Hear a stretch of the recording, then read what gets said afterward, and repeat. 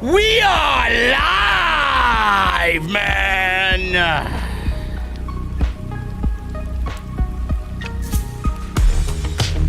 Fans are back! And that's pretty much all I can say about tonight's show, man. You guys thought I was going to be a little bit more enthusiastic. You guys thought I was going to be a little bit more positive. You guys thought I was going to be a little bit more happy.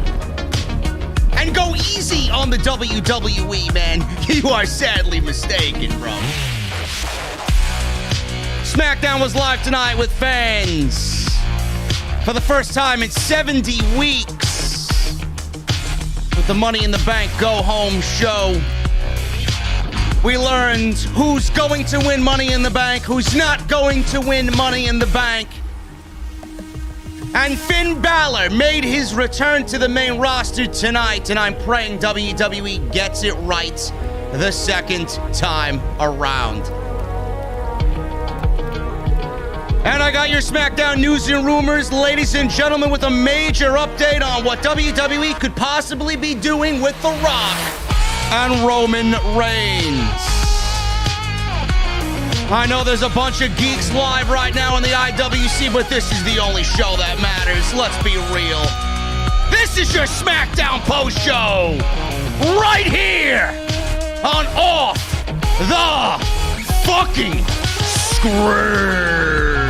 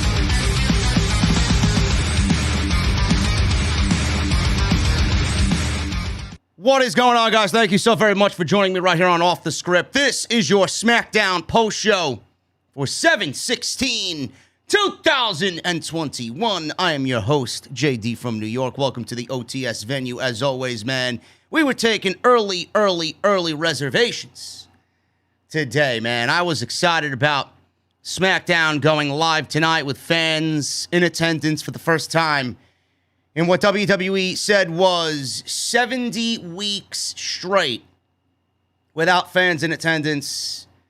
And I was excited about it, man. It definitely felt like it was a big night. It was going to be a big night. It indeed was a big night. It felt like a pay-per-view. WWE got back to doing what they do best, and that is top-notch, grade A production in everything that they do. They even rolled out a new stage tonight, man. A new setup.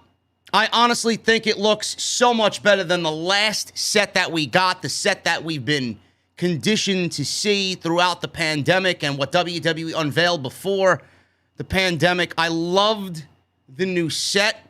I think it's so clean.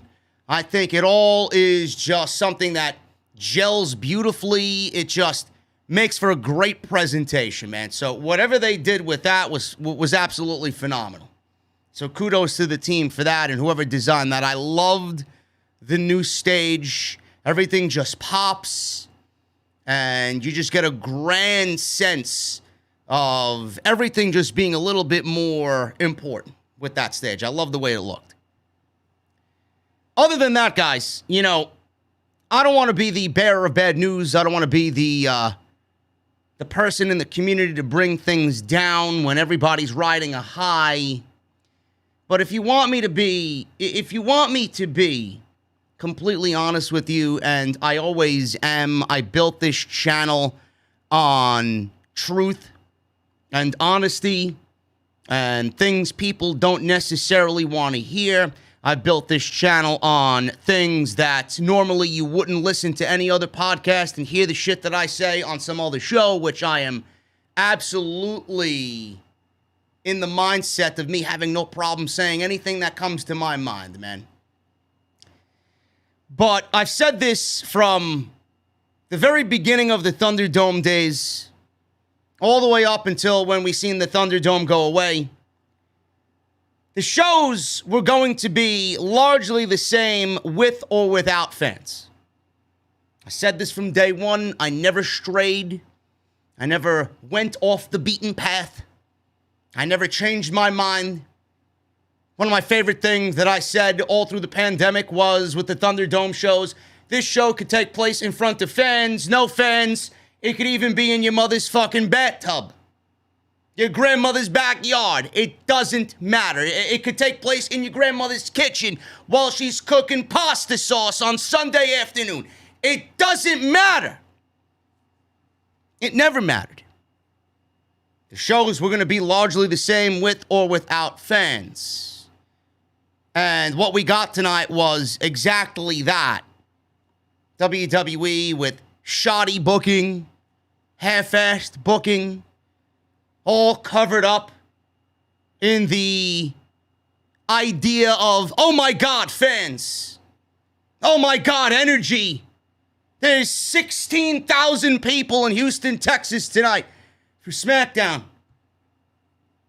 Now, I'm not saying it was a bad show. I don't think we really sit here every week and say SmackDown is a bad show. Not like Monday Night Raw bad. But I don't think we usually come on here and say SmackDown's a bad show. SmackDown was just more of the same. SmackDown was just as ordinary as it usually is. And it was ordinary like it usually has been, with fans in attendance. That was the only real difference of tonight's SmackDown. There wasn't anything that got me overly excited. Trust me, I have missed fans probably more than anybody else, man. I am grateful that they are back and that energy is there. And I hope it continues all weekend because, Jesus Christ, man, we need it. We need it. It's not going to make up for the 70 weeks that we've been without fans, but I think we need it. I think WWE needs it. I think wrestling needs it. And I hope it remains the same. But I'm not going to sit here and bullshit you guys and say this was a fucking blowaway, oh my God, you got to go and watch SmackDown after you finish listening to me type of show. If you missed SmackDown tonight, man, you really didn't miss much of anything except for the fans being in attendance, being energetic for the first time back in 70 weeks. Outside that, you got the same old shit as far as WWE creative goes. And that's where I come in. That's why I'm here. Because so many times during the week, man, I hear so many people complain about the things that I say. I've been doing this for 7 years, full time, with the podcast. I quit my job 4.5 years ago, 5 years ago, to be doing this full time, man. This is my regular gig. This is my everyday gig. I don't give up all of that on a whim to sit here in front of you guys and do this show every single night, every single week, because I consider it a job. I sit here and I do what I do because I love pro wrestling. I sit here every single week because I love WWE. I love AEW. And I want nothing but the best from these shows. I want nothing but the best for us, the fans. So many people get caught up in the hysteria of, oh my God, did you hear what JD said? So many people get caught up in the idea of, oh my God, I can't believe JD said that. I can't believe JD didn't like the show. I can't believe JD this, JD that. I don't believe I live in a community where I do this full time and people can't figure out the difference between what I do on this show and what they're watching. I never came on here and told you guys I do it for any other reason but the love of the sport. All I want is a better show. That's all I want. If we get that, you'll be the first person sitting here to know that from me. I'll be right there telling you it was, oh my God, you gotta go and watch it. Oh my God, this was great. Oh my God, don't watch it. I don't believe we sit around and just sit around a community where all of this is just, oh my God, he hates this, he hates that. It comes off as hatred. I'm pretty sure people are going to be coming down on me for the simple fact that I said SmackDown wasn't all that special tonight. Because people don't want to hear somebody rain on their parade. People don't want to hear someone being negative against their agenda. If it doesn't fit your narrative, then you don't want to hear it, and you're going to block out everything, man. I don't give a shit. That's not why I'm here. I'm going to tell you exactly how it is. SmackDown wasn't special tonight. There's really nothing to be excited about on SmackDown outside the usual, man. Roman Reigns, and Roman Reigns.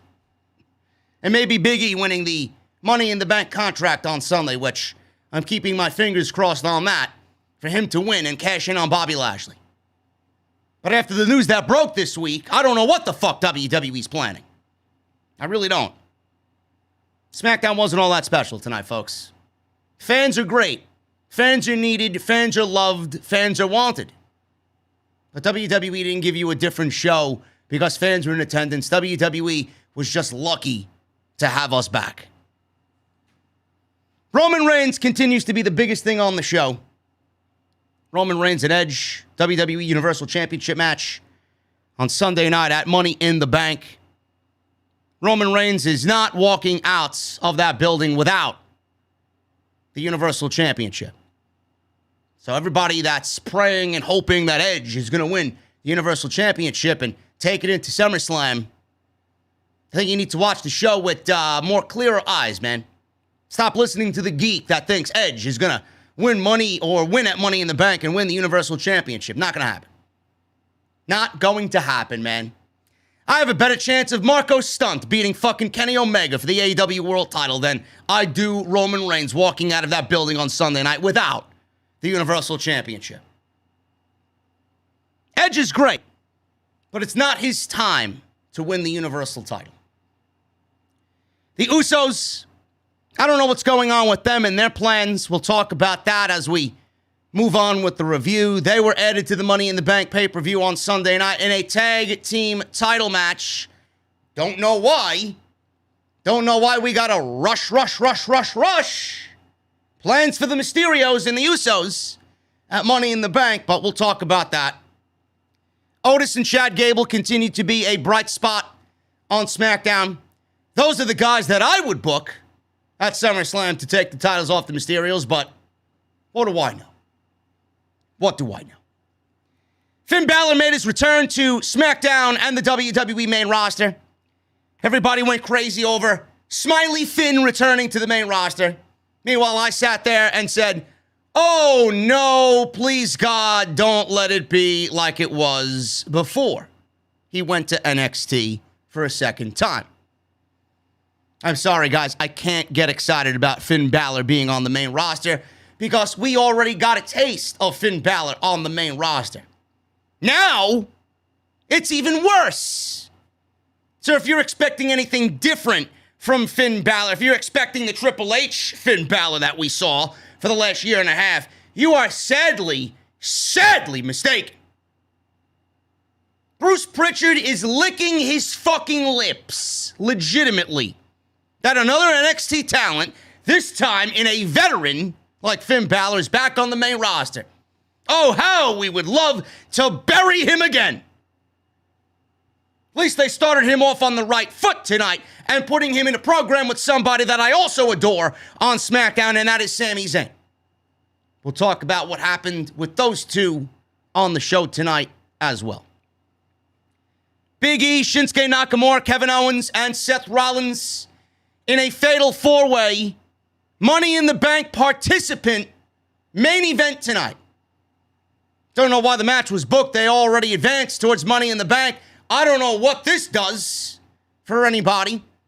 Goes to show you that WWE is always and forever lazy with their booking. But whoever won this match, here's a little spoiler for you folks, whoever won this fatal four-way tonight, they are not winning Money in the Bank on Sunday night. And whoever took the pinfall more than likely is going to be an odds-on favorite to win Money in the Bank. We also got Bianca Belair versus Carmella in what was a dud of a women's SmackDown Championship match. And Tegan Nox and Shotzi Blackheart, they were in tag team action again tonight against the same two women that they beat last week. WWE seems to be fucking up Tegan Nox and Shotzi Blackheart already after 2 weeks. But who am I? What do I know? What do I know? Plus, I got your SmackDown news and rumors all in tonight's live stream, so I appreciate you guys joining me this evening. We got a poll in the chat right now. Make sure you guys go and check that out, man. We got a poll. We got over 1,000 votes. 1070 to be exact. Posted it right as I went live. So you guys can take part in that, man. I'd love to know what you are thinking about tonight's show. I want to be interactive with you guys, man. Some people in the community don't have a fucking clue as to what interactive means. Meanwhile, they throw the word around like they think they know what they're doing, but they don't. I want you guys to be interactive, man. So take a part in that poll. You'll see it pinned in the live stream chat. The question is, outside of fans returning, was SmackDown better than usual? Right now, we got 1,100 votes, and we are even with a 50-50 split. So I am not the only one that thought what I said in the beginning of the podcast, which is great news. You're going to have people that love this show because of the fans, and they didn't give a shit what was on the show as long as they had that energy of the fans. Then you got people like me and the 50% that voted no, and you are all in agreement that it was the same show and it was as ordinary as it usually is. So take part in that and vote. You'll guys see it there. I'd love to get everybody involved there. We'll go over the results right before the Super Chats tonight on the SmackDown Post Show right here on OTS. Make sure you guys get your Super Chats in, man. We will hang out at the end of the show with some cold beverages and just hang out like usual. So they are open. Get them on in. Hit that thumbs up. We got 522 likes right now, and we got 1,800 in the venue tonight. There should be at least 1,000 thumbs up before we get out of here tonight. So if you guys are in the chat and have not hit the thumbs up, please do so. It helps me out. It helps the live stream out. It helps the video out as soon as it publishes to YouTube, man. So make sure you guys do that if you have not done so yet. There's been a full week of content on the channel. If you missed any of that stuff, links for everything you need are on the homepage, man. Everything is organized, nice and neat. If you guys missed the Monday Night Raw go-home show for Money in the Bank, if you missed my NXT coverage on Karrion Kross and Johnny Gargano for the NXT title on Tuesday, I did that. Jesse and I covered Dynamite on Wednesday. Fyter Fest Night 1, which was a fantastic show from top to bottom. Make sure you guys go check that out. And obviously tonight, SmackDown. So if you guys missed any of the content on the channel, everything you need is on the homepage. Off the Script, episode 383 will be uploaded tomorrow afternoon at 5 p.m. That's my project for tomorrow. So make sure you guys go and keep an eye and an ear out for that. Kevin Castle's in the chat. What venue holds 1,800 people? This one, bro. This one. We've had upwards towards 4,000 in here, man. There's no limit to how many people are in here, as long as you're not an asshole. And make sure you have a cold beverage in your hand. That's all. If you want to smoke, go out back, man. There's a nice little fucking outside patio where you could go and enjoy a cigarette. Anyway, make sure you guys do all that stuff, man. Bonfire is the place to go get your t-shirts, man. We got the new Summer Scam t-shirts on sale. Do I have my Summer Scam? Let me see. Do I have my Summer Scam? I think I do, man. Summer Scam is live on Bonfire. Make sure you guys go and check that out. Bonfire.com, the exclusive online store of Off the Script. You guys will get them before SummerSlam if you order right now, man. They'll be available for the duration of the summer, so make sure you guys go and get your Summer Scam t-shirts. That's bonfire.com, and that is the exclusive home of Off the Script. Today's show is sponsored by my great friends over at Blue Chew. BlueChew.com. You guys are going to use code JD at checkout for not any type of percentage off, man. You guys are going to use code JD for an absolutely free sample of Blue Chew, man. All you got to do is enter that code JD at checkout, and you'll be on your way to having a great summer, man. Having a great summer via Blue Chew. BlueChew.com. Use code JD at checkout for your free sample. And like I said, man, make sure you guys hit that subscribe button down below. Turn on the bell for all notifications. And make sure you guys follow me on social media at JDfromNY206. That is on Twitter and Instagram. Make sure you guys vote in the poll as well. We are now at 1,300 as I am looking, man. This is great. So everybody get involved there. We have 52% right now. Before we get into the actual show review, 52% no, it was not better than usual, and 48% say it was. So I'm going to keep an eye on that, man. Very interesting results from everybody inside the venue. WWE started SmackDown off with a video package that Vince McMahon had posted earlier in the day, and everybody went crazy over it. There was a 2-minute video of certain WWE superstars and moments all rolled into one, getting everybody excited for the fans returning tonight, which was a great video package. This is where WWE always thrives, man. This is their bread and butter. The video packages are always very well done. Seeing the fans in attendance, man, 14,000 plus, touted by Michael Cole. It was a thing of beauty, man. It was a thing of beauty to see those fans in attendance, and I loved seeing everything finally return back to normal. Vince McMahon came out right at the start of the show. We heard "No Chance in Hell." People foolishly were doing the old bow to Vince McMahon and Mr. McMahon. I don't bow to this guy. This guy has created some of the worst television on a weekly basis that we've ever seen from this company. He gets no recognition from me whatsoever. Strutted out to the stage. He was as jovial as you would expect Vince McMahon to be. He comes out to the stage and he looks around. He gives himself a bow. And then he picks up the microphone and says, "Where the hell have you been?" Turns around, walks away, and walks back into Gorilla. That's all he said. "Where the hell have you been?" That's all Vince McMahon said, but I wasn't surprised that Vince said only this. Vince McMahon doesn't even want to be in front of the camera anymore, man. Vince McMahon doesn't want to be in front of the camera. He doesn't like being in front of the camera. He doesn't like anything to do with being on air anymore. I just take it as Vince just doesn't give a shit about any one of us watching his program. That's the way I take it. Seriously. I was expecting lie after lie after lie after bullshit lie after bullshit lie after bullshit lie. So I'm glad he just kept it very simple. Where the hell have you been? That's all he said. So we went to Michael Cole and Pat McAfee at ringside, and the first thing that we see, of course we do, is Roman Reigns, the biggest heel in all of professional wrestling right now, wrestling's greatest champion. And nobody at me on that. He's better than your precious Kenny Omega. He's bigger than Bobby Lashley. Roman Reigns is the biggest deal in all of professional wrestling, and rightfully so. This man carried WWE's Thunderdome on his back.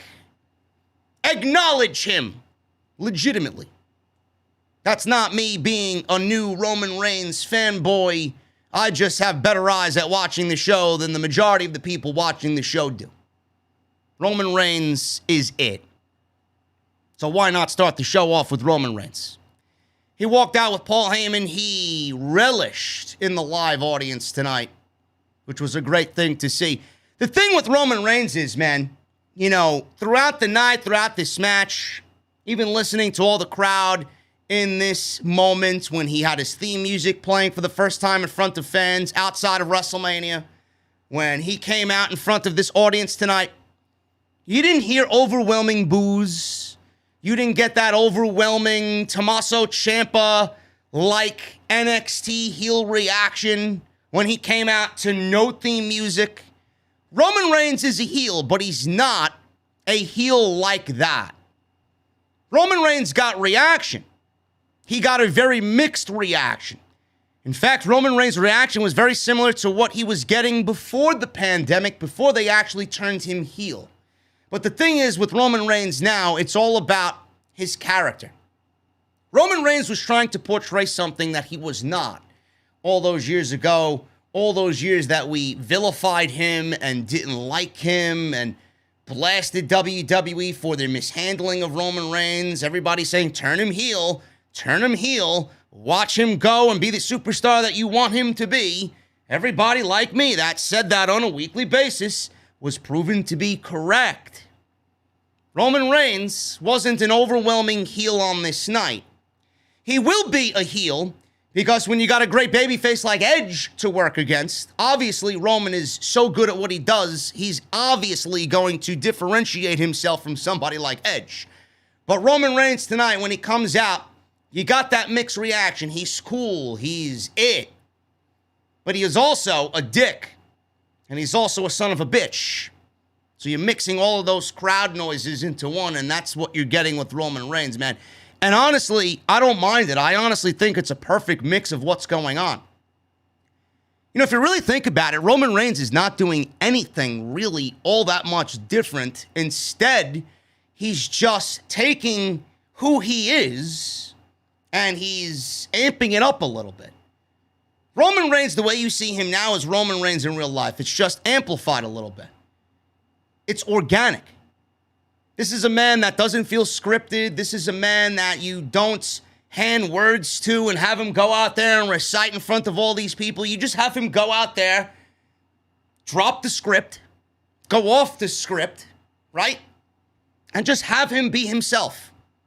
And that's what you've been getting with Roman Reigns. So the reaction tonight that we got with Roman back in front of a live audience was one of the things I was going to keep a very close eye on. And in fact, I did, and it was perfect. I have no problems with it because when he's in the ring with an Edge, when he's in the ring with a John Cena, when he's in the ring with a Dwayne or a Brock Lesnar, he's going to get that heel reaction. Maybe not so much Cena. Cena's a wild card. Cena's a very different beast compared to everybody else, man. People love to hate John Cena. That's the thing with him. So it's going to be very interesting to see when they're in the ring together at SummerSlam. But I thought Roman Reigns and the reaction that he got tonight from Houston was perfect. Rey and Dominic came out, and the Usos were already with Roman Reigns. They got no introduction. They just came out and hopped on the ring apron while Roman Reigns made his entrance. Rey and Dominic came out. They got a big reaction. And then Edge came out, monster pop when Alter Bridge and Miles Kennedy hit the PA system. Monster pop for Edge. My God, he looked to be in love with the moment, man. That was a great thing to see. Edge and the moment that he had with the audience, man, was a great thing to see. The smoke and him emerging from the smoke and just seeing his energy and him raising his hands in the air with the fireworks going off. It was great, man. And then Dominic and Rey standing next to him. You see the smile on Dominic's face? Has this been the first live audience that Dominic has performed in front of? I think so. So imagine how he's feeling. Dominic never got to experience this before. Or I believe it was. I might be mistaken on that, but I do believe this was the first live audience that Dominic had performed in front of with his father. It's a great thing, man. You saw the smile written all over his face.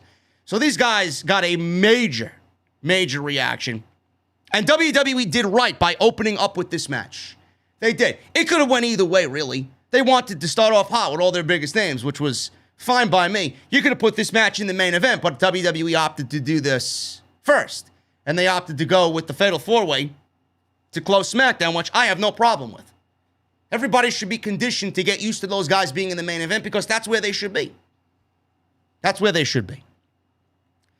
So this match went 10 minutes, man. It wasn't all that impressive, to be honest with you. It was more about, hey, look at our guys here. We're back, and this is our main event for Money in the Bank, and that's pretty much all it was.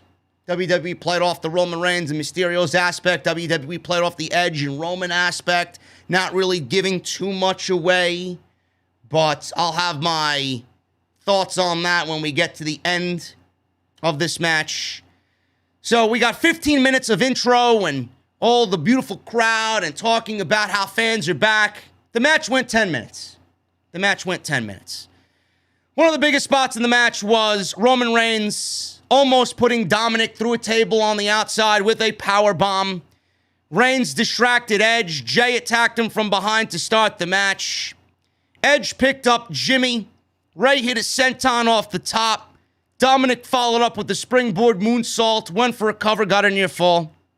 Jimmy gave Dominic a knee from the apron. Jay hit an uppercut to take over. Reigns put his hand out for the tag.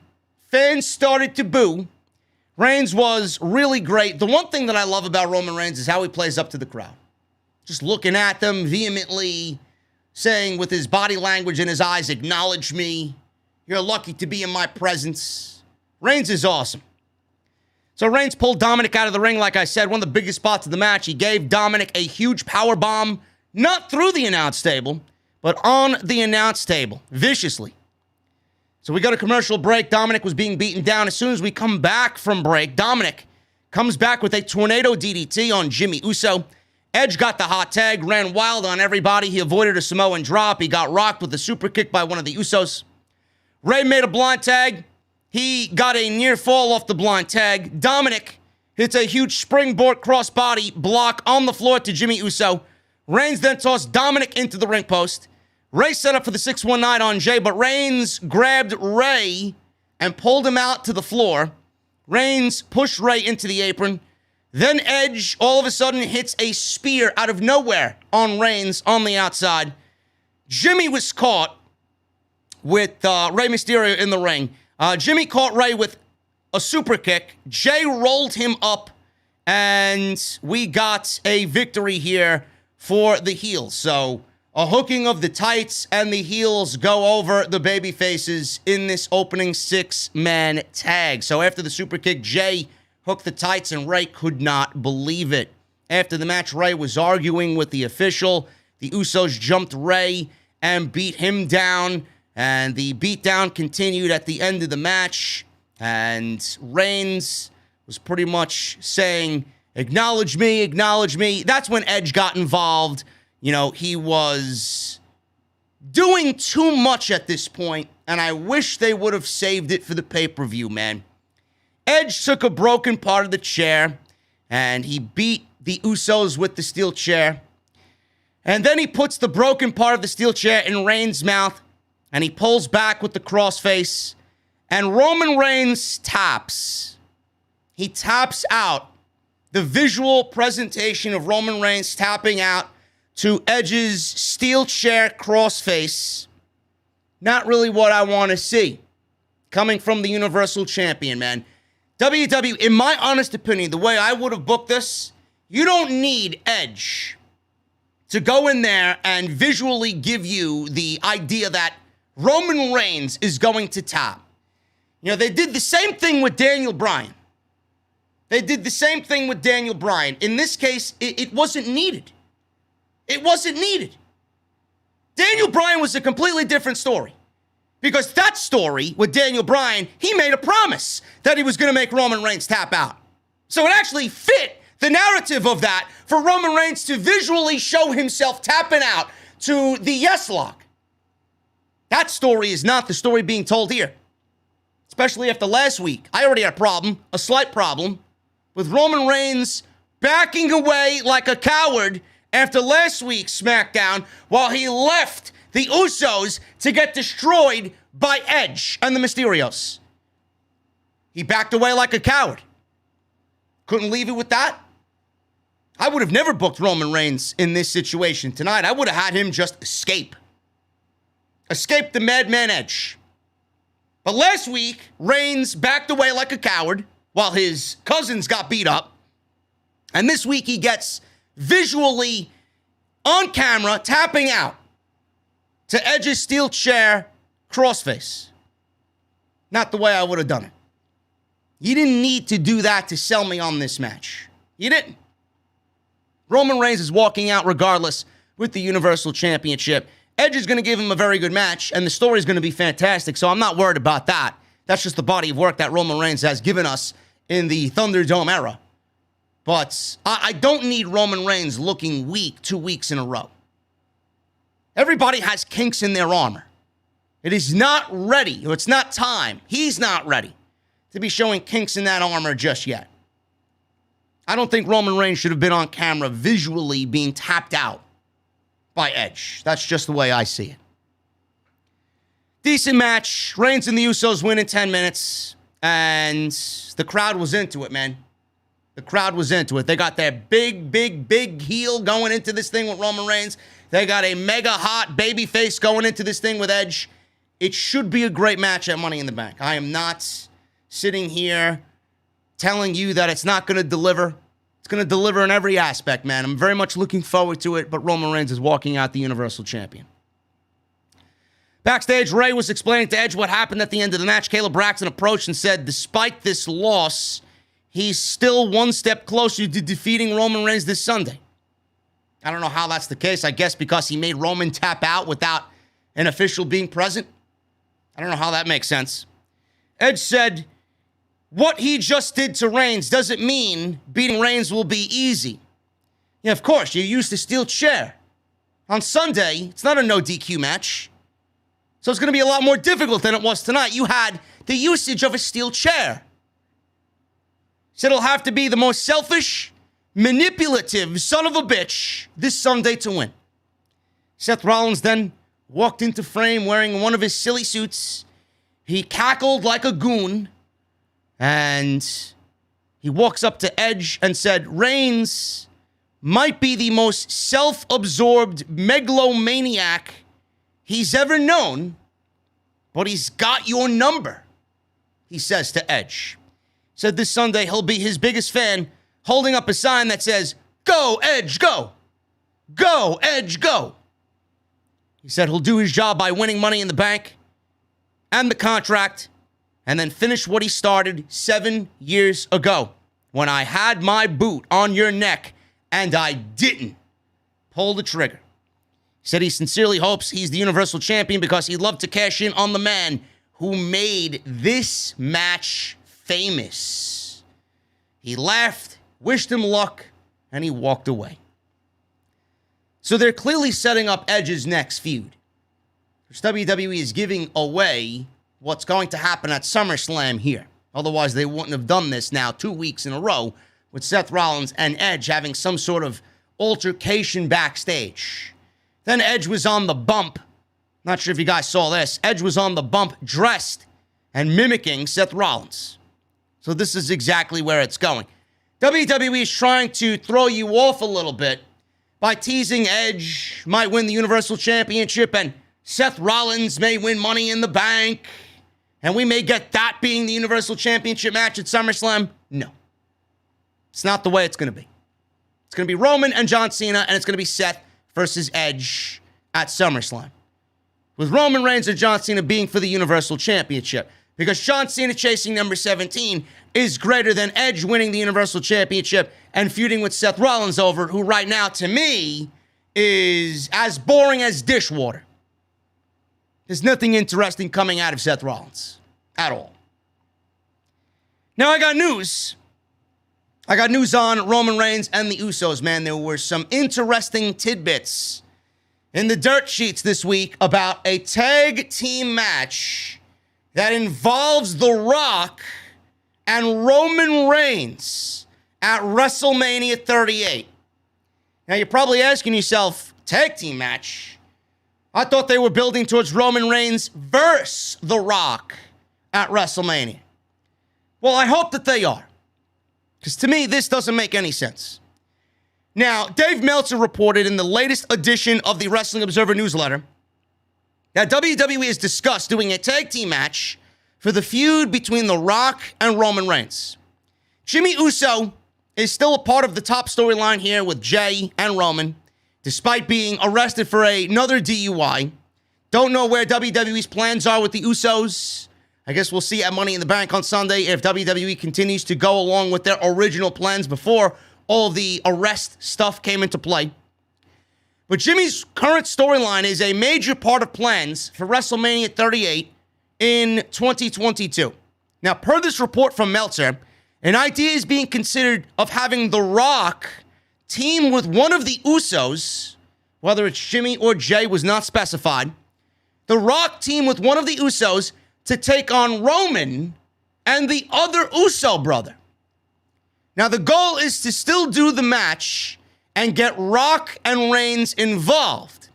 But if Rock has his Hollywood career and he's not able to do as much as he would like because of insurance reasons and studio reasons, they may need to protect him more than usual because of other projects that he's got going on after he comes back.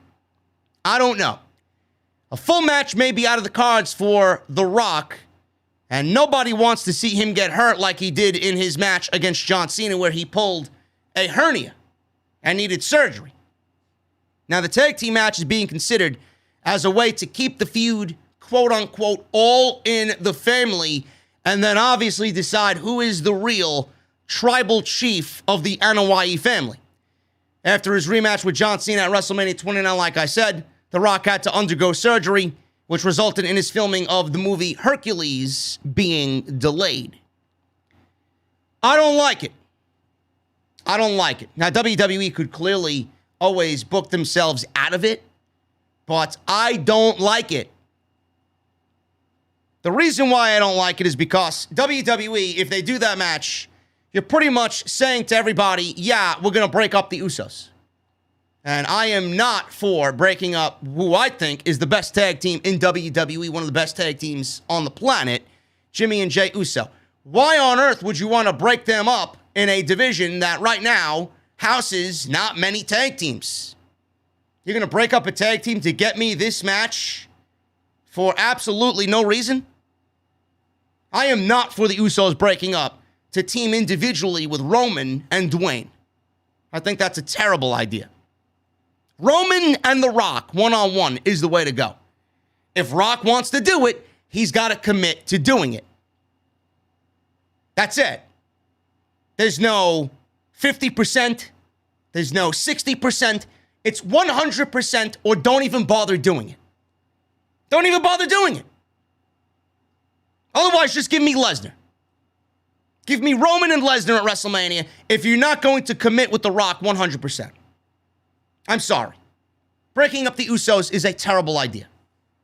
Or any hint of the Usos being against each other is a terrible idea. Now, like I said, WWE could book it to where they come back together.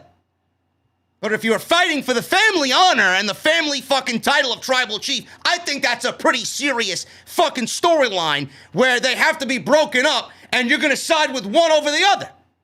It's a pretty big fucking deal, man. That's something that's not easily forgivable. I don't know if I'd want my brother to come back to my side if that was the fucking case, man. If I'm Roman, I don't want anything to do with the other brother. Not a good situation. Not a good situation at all, if you ask me. Edge. Edge was also in the dirt sheets this week. Edge talked about participating in his first Money in the Bank ladder match. Now, we all know when Edge won Money in the Bank and he cashed in on John Cena, it was a memorable moment that people still talk about to this day, man. In my eyes, everybody goes to the Seth Rollins cash-in. I think that cash-in by Rollins was probably number one, but it was magnified more so because it was the first cash-in to happen at WrestleMania.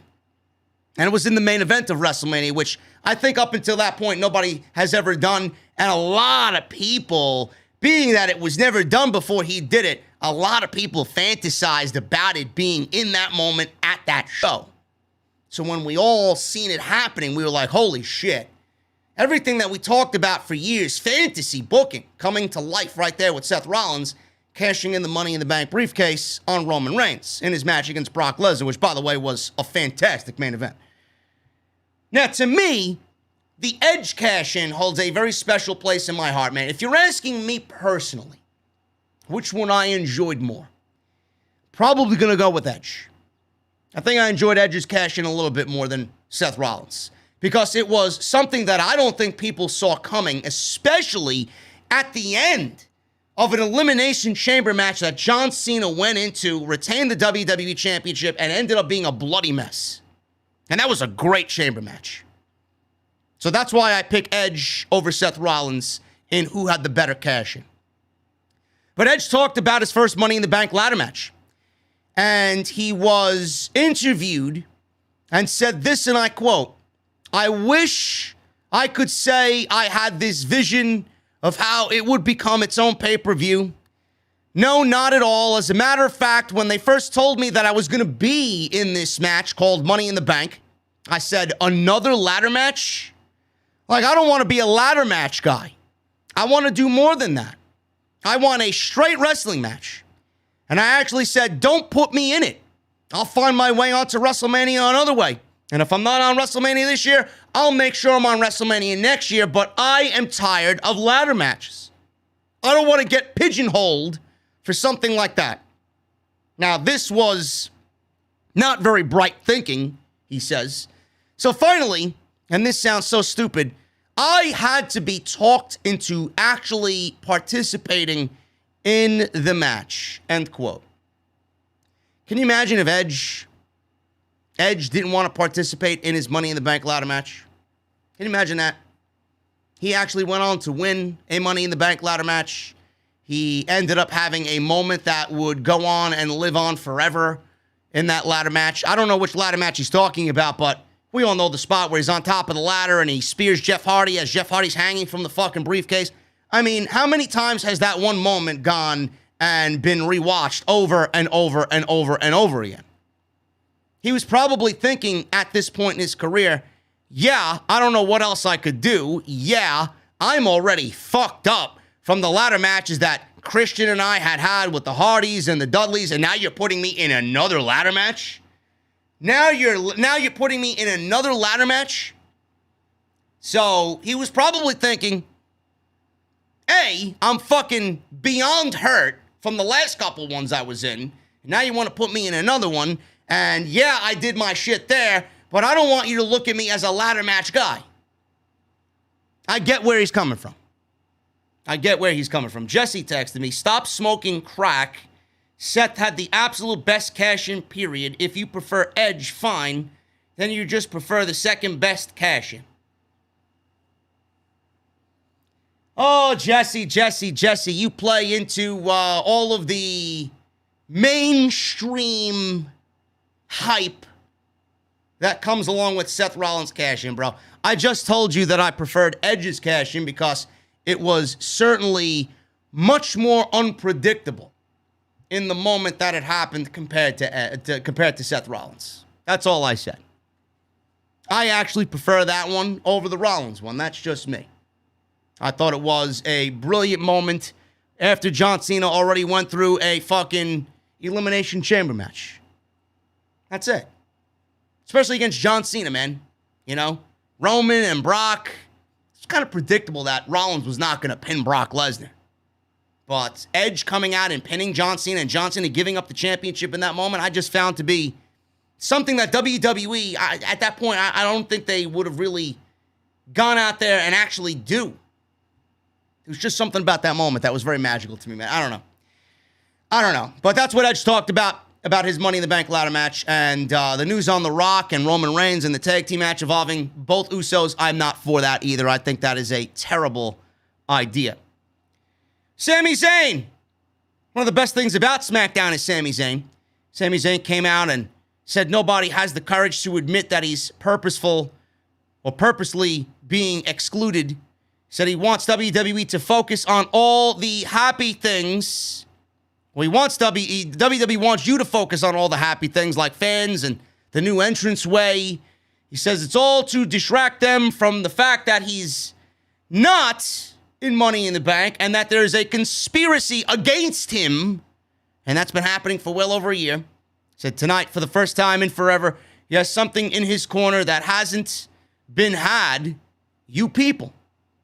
He said they must have seen him be victimized and seen him be persecuted. Says he wants everyone to stand up and let their voices be heard. He tried to get a Justice for Sami chant, and nobody was having it. Pat McAfee also was trying to get people involved, and nobody was having it. Sami said, well, I guess all the hee-haws of Texas, all the hee-haws, oh, Texas, we're not having it. They're not on his side, and he shouldn't be surprised at this fact. Finn Balor's music hit. All of a sudden, Finn Balor and his music hits the PA system. I was not excited, folks. I was not excited. WrestleVotes tweeted out earlier in the day that SmackDown may be too sweet and will be for everyone tonight, meaning that Finn is for everybody, and obviously Finn has a long history with the too sweet, being that he is tied with those people and tied with that group, tied with the Elite, and tied with the Bullet Club. Finn Balor's back on SmackDown, folks. I'm not saying you can't be excited. Maybe you're a Finn Balor mark. I don't know. Maybe you don't like Finn Balor. Maybe you agree with me. But Finn Balor being on SmackDown, I'm not going to shit on it yet. But I want you guys to understand something, man, about Finn Balor being back. And, you know, where you listen to me, you're going to get a whole different type of view on what you're watching. You may go watch one of these other fucking geeks in the community, and they may be fucking ranting and raving about this, about how it was great, and oh my God, he's so needed on SmackDown, he's gonna bring so much to Friday night. Spare me. Please. It's almost as if you developed no fucking brain since the last time he was on the main roster. Why would you be excited about a Finn Balor return to the main roster? Did he have a successful run the first time around? The answer is no. The answer is no. The last time we saw Finn Balor on the main roster, man, I don't know if I was watching Fergal Devitt, the Prince, or I was watching WWE turn somebody who I really like and love watching wrestle into a toothpaste ad, a walking toothpaste ad, or an underwear model. All this guy did was come out smiling. I thought he was the fucking national spokesman for fucking Arm & Hammer. And then he's got his fucking red underwear, modeling with Kevin Dunn's infamous crotch shot that spans right over Balor's crotch and lower region. Finn! You know. Why would anybody be excited about Finn Balor being on the main roster? Now, I already noticed differences on this first night back. When he was in NXT, he had the leather jacket, right? He didn't pop the collar like some fucking geek. He didn't come out doing his thing on the ring entrance, on the theme music, puts his hands in the air. He wasn't doing that. If he did it once. He didn't play up to the crowd. But WWE has taken Finn from Monday Night Raw. He went back down to NXT. He resurrected his career. I thought Finn's last run was some of the best work he's done in all of WWE so far. Triple H made him into a badass. Triple H took the handcuffs off and let Finn go out there and be Finn. Now he's back on the main roster, and he's exactly the same guy that we saw before he went back to NXT. They put him right back on the main roster as a babyface. Why not just let him go out there and do exactly what he did in NXT? Why play up the crowd with the theme music and the hands in the air? He really dialed that stuff down when he was in NXT. But why are we going right back to what he did on the main roster before? And what makes you think WWE is going to push this guy any differently than what they did to him before. Until I see it physically happen, I'm not going to believe it. As far as I'm concerned, Finn Balor's only on the main roster. He's only on SmackDown because he's another guy that Roman Reigns can feast on at the end of the year. That's pretty much it. You may be looking at your Royal Rumble Universal Championship match in January. They got a history. Remember that Fatal 4-Way when Finn Balor made his first night on Monday Night Raw? Who did he beat in the main event of that Monday Night Raw? Roman Reigns. He beat Roman Reigns on his way to Seth Rollins to win the first ever Universal Championship. They have a history right there that doesn't need a fucking lot of time to script and build up. It's just there.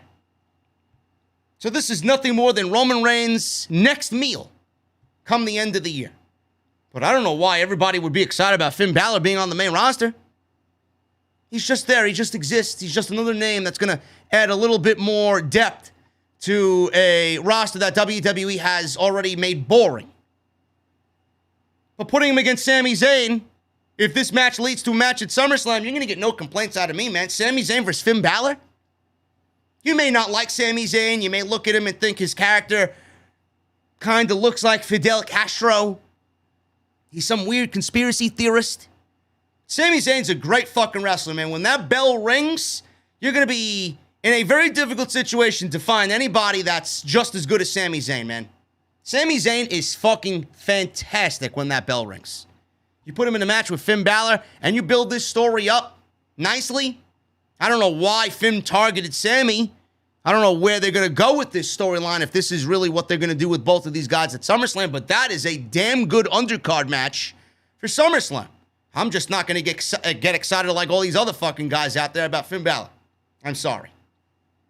I don't do that. So he attacked Sami. He gave him a reverse DDT, knocked him down, went up top, and gave him the coup de grace. And the crowd was cheering him. Cole said, no conspiracy here. Finn Balor is back. Not a main event program, but a nice way to get his feet re-wet on the main roster against Sami Zayn. Natalya and Tamina versus Shotzi Blackheart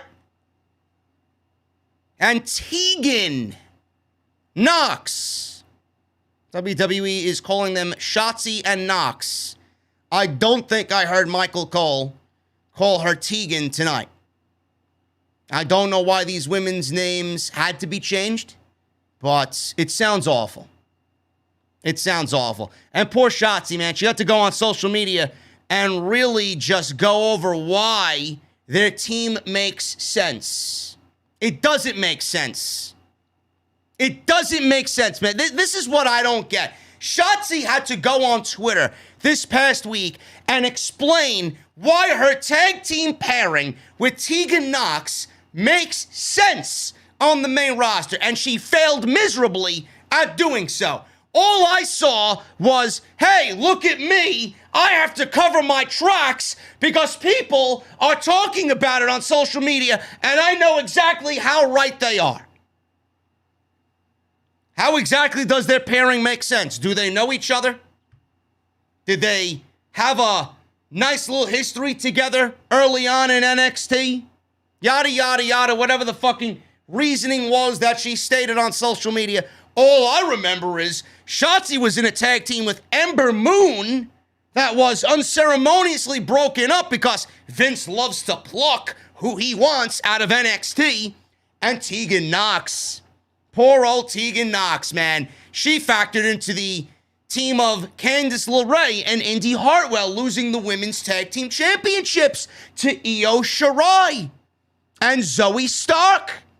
They were about to pick up the program between Tegan and Candice LeRae because Candice LeRae was the last woman in the ring when Tegan Nox got hurt. Tegan blamed Candice for her injury. So how exactly does Tegan Nox and Shotzi Blackheart make sense as a tag team pairing on the main roster? It doesn't. It doesn't. So what did we learn here, folks? Everything that happens on NXT television as of 2 weeks ago doesn't mean jack shit. And somebody in the management department over on WWE main roster clearly either A, doesn't watch, or B, doesn't give a fuck about anything that happens on NXT television. So I guess Candice and Indy Hartwell lost those tag team championships because of unknown reasons. Will it be talked about again? Probably not. Probably not. I love how most of the community just overlooked that little caveat to Tegan Nox being brought up to the main. Oh, JD's complaining. He asked for depth on the women's division. Yeah, but not at the expense of ruining current storylines that happen on NXT. I'm not for that. Never was, never will. But Vince McMahon wants what Vince McMahon wants when he wants it. Great. What happened to calling people up with a plan? They don't have a fucking clue. This is what pisses me off. Now, last week, Tegan Nox and Shotzi Blackheart, they beat the women's tag team champions, Tamina Snuka and Natalya, in their first match on the main roster. What a way to introduce them, folks, right? What a way to introduce them. Let's throw them in there against the tag team champions and then have them beat said tag team champions. Does anybody in the live stream chat or anybody listening to me on fucking Spotify or iTunes, can you come up with a reason as to why this creative decision sucks? Do you know why I hated this so much? Because if you take these two women and you put them in this situation with Natalya and Tamina and you have them beat the tag team champions on night one, you're pretty much saying to yourself, hey, I guess they have to win the tag team championships now, because if they lose, what type of debut on the main roster is that? Not really much of a debut, if you ask me. So WWE started them off at the top, and the only way to go for both of them is down. What happens when they eventually lose to Natalya and Tamina? What if they win the tag team championships? Why would you give them the tag team championships so soon after being called up? A, they're not a real tag team. B, it makes no creative sense whatsoever, because all you're doing at that point is asking for trouble. They're not holding those tag team championships for long. You can't bring these women up and then have them lose immediately. You gotta build some consistency and some momentum with who you're calling up from NXT. You gotta have some sort of plan. So having them win last week made no fucking sense whatsoever. And now we got the match again here tonight. And then commentary saying, well, this is a number one contendership match. What the fuck happened last week? Shotzi Blackheart and Tegan Nox went into this match last week and pinned the tag team champions. Doesn't that make them number one contenders? So WWE is having them go into another match with the tag team champions, having them lose again? They lost last week. What was so different from losing last week and losing this week? Not that I give a shit about fucking Natalya and Tamina Snuka, but it's the logic, the creative logic behind it. It looks ridiculous. It looks ridiculous. Shotzi and Tegan Nox were a tag team number one contender last week because they pinned the champions. They shouldn't have even had to wrestle this week, the tag team champions. But here we are. So what exactly happened here, folks? What exactly happened? Shotzi and Tegan win again because Zelina, Sellout Vega, and Liv Morgan were on commentary, and they were arguing back and forth about who's going to win Money in the Bank. Here's a clue. Neither one of you. Neither one of you are winning Money in the Bank. I would be shocked if Liv Morgan wins Money in the Bank. I really would. I don't think she's going to win, but stranger things have happened. So they go and argue back and forth. They start brawling after they get up from the commentary table. So Liv, she briefly rolled into the ring, ran right back out of the ring, jumped off the steel steps, and gave a vicious clothesline off the steps to Zelina Vega. So Nox tagged in, knocked Tamina off the ring apron, went after Natalya. Nox hit the shiniest wizard. Tamina broke up the cover. Liv Morgan and Zelina were fighting at ringside. Natalya was putting Nox in a sharpshooter. She was distracted by Liv Morgan and Zelina on the outside. Nox then rolled Natalya up for the win. So Shotzi Blackheart and Tegan Nox get yet another victory over the tag team champions. It's great. So what's next, Vince? They have to win the tag team championships now, right? Why else would you have them beat the tag team champions 2 times in a row? If they don't win, what happens then? Tamina and Natalya, unless you're giving up on them, they got to get their victory back somewhere.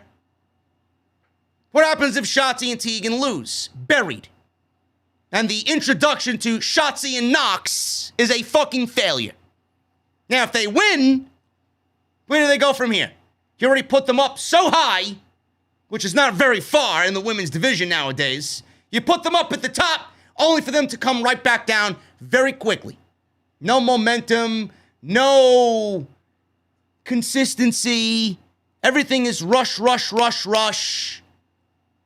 We don't even know who the fuck these women are. The roster just got these 2 women on the main roster, and the audience is indifferent to both of them already. I do not want them to go the same route with Shotzi and Nox like they did MSK. Can't be giving them tag team championships in the 3rd week. I'm sorry. Doesn't work that way. Shotzi Blackheart and Tegan Nox win. Tamina yelled at Liv after the match. Natalya shoved Zelina into a super kick by Tamina, and Tamina delivered that super kick to Zelina, man. That had some extra oomph on it. And that was it. I got news on the ladies in just a little bit, man. I got news on Bayley. I got news on Carmella. And I got news on why WWE is very high on Carmella. And I got news on backstage anger over Bayley's injury because the injury happened in Vince's mandatory training at the Performance Center. So we'll go over that because the roster is not very happy about Bayley being out 9 months. Bianca Belair was walking backstage past Dolph Ziggler and Robert Roode. Ziggler told her to say to Carmella, or something for them, I guess. I think Ziggler wanted to know if Carmella had any friends. No. Or asked if Carmella had a sister, I believe. I don't know what these 2 geeks were doing backstage, but they were there as Bianca walked by them on her way to the ring against Carmella. We got Bianca Belair and Carmella in a SmackDown Women's Championship match. This wasn't good, folks. This was not good at all. The fact that Carmella didn't make any sense whatsoever in this match, I had no interest going into it to begin with. Carmella didn't make any sense. Carmella was only a plan B for WWE because Bayley got hurt out of pretty much default reasons. They had nobody else on the main roster to even go into this thing with Bianca Belair. So Bayley and Bianca had this match at Money in the Bank. Bayley got hurt, so they chose Carmella, took her out of the Money in the Bank ladder match, and put Liv Morgan in the match as a replacement for Carmella, which I didn't like any of this all around. Carmella doesn't deserve a championship match. She makes no sense in this role at all. Nobody expected Carmella to beat Bianca Belair. And you put Liv Morgan in the Money in the Bank ladder match after she was fighting her way through all of the favoritism thrown at her by Sonya Deville.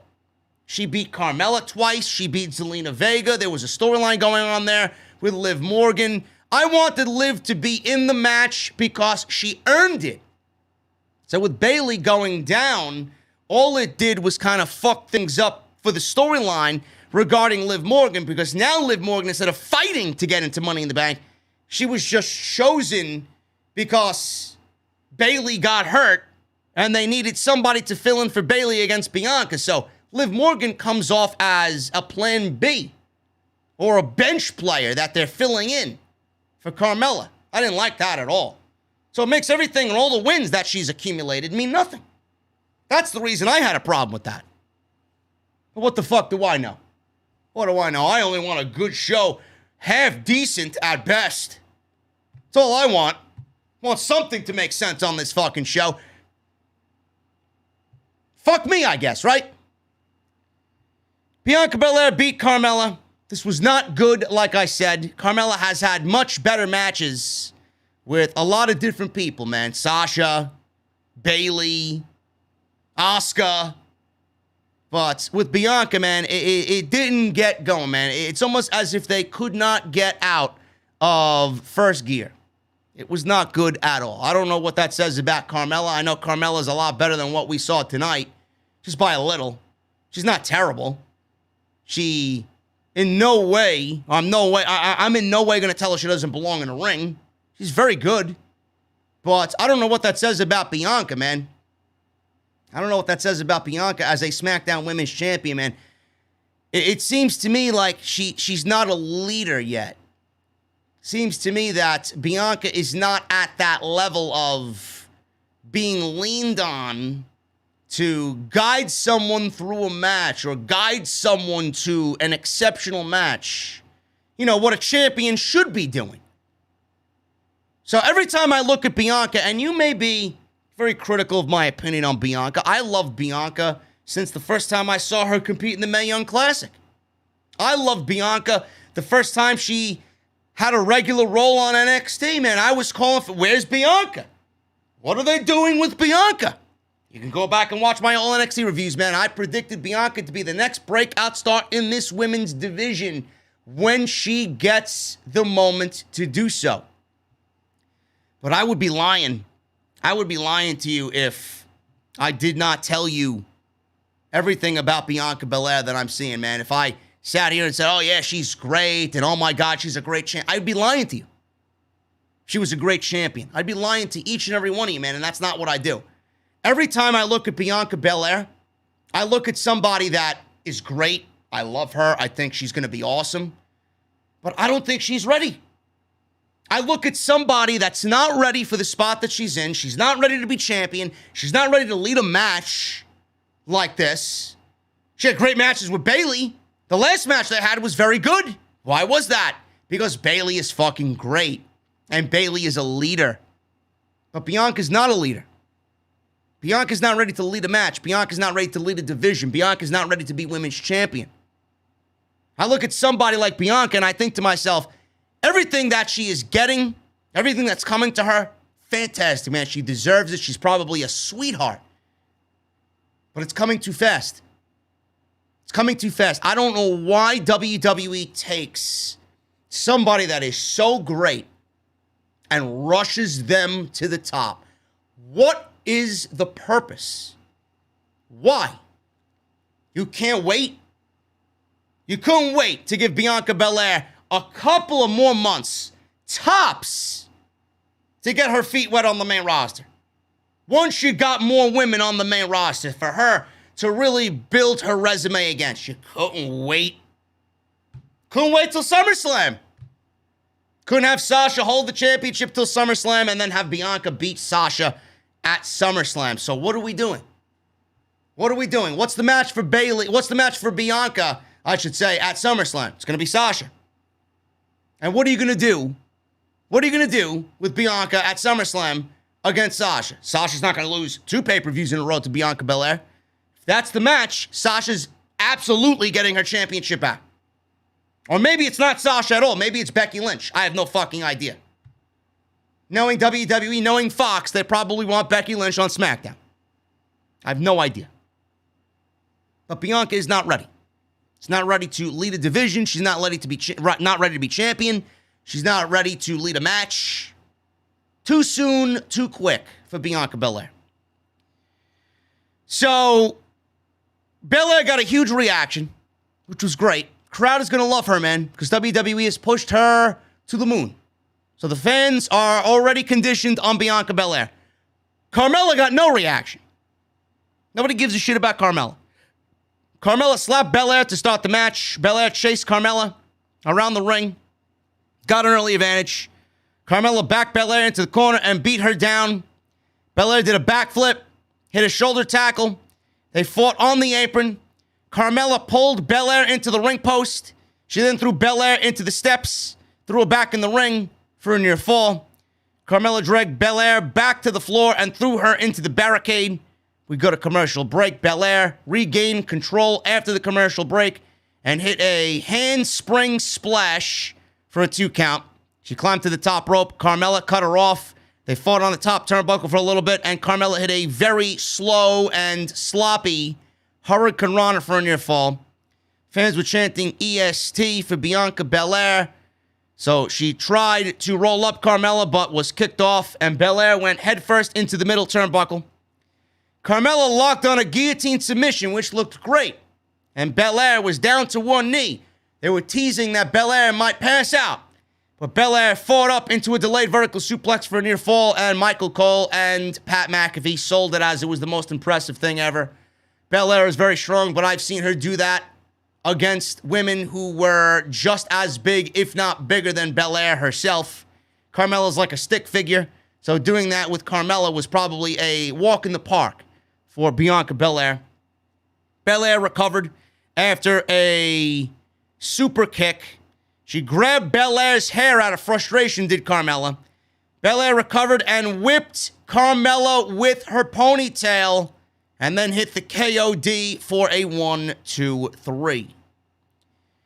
You know, I remember back in NXT, man, when the ponytail spot from Bianca Belair was only used in big match moments.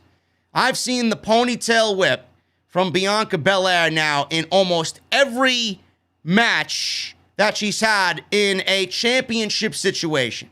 She's done it against Sasha. She did it against Bayley, and she did it in this nothing match against Carmella.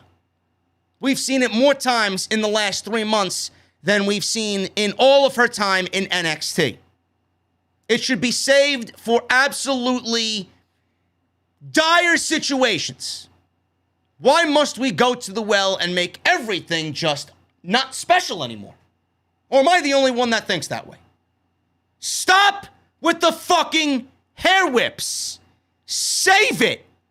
It is her go-to. It is her ace up her sleeve. It's Bianca sitting at a fucking table playing poker, knowing she's got the fucking best hand at the table, and she's gonna pull it out when nobody fucking expects it. But WWE says, fuck that. We're gonna take it because it's special and not make it special anymore. Stop! It's not needed. It's fucking Carmella. She doesn't need a fucking hair whip to beat Carmella. Did you see what it did to Sasha Banks? Did you see what it did to Sasha and the gash that it left on her fucking back? Stop! Not everything needs to happen every fucking match. Bianca Belair wins in a very sloppy match against Carmella. Moving on. I got news on Bayley, man. I got news on Bayley. Bayley's injured. She underwent surgery, so God bless Bayley. Torn ACL. Had surgery Thursday. She took to Twitter to continue her heel character and blamed fans for making her miss WWE's first show back on the road. She wrote, "I can't wait to miss the first show in front of fans again. I blame you for this. Thanks a lot."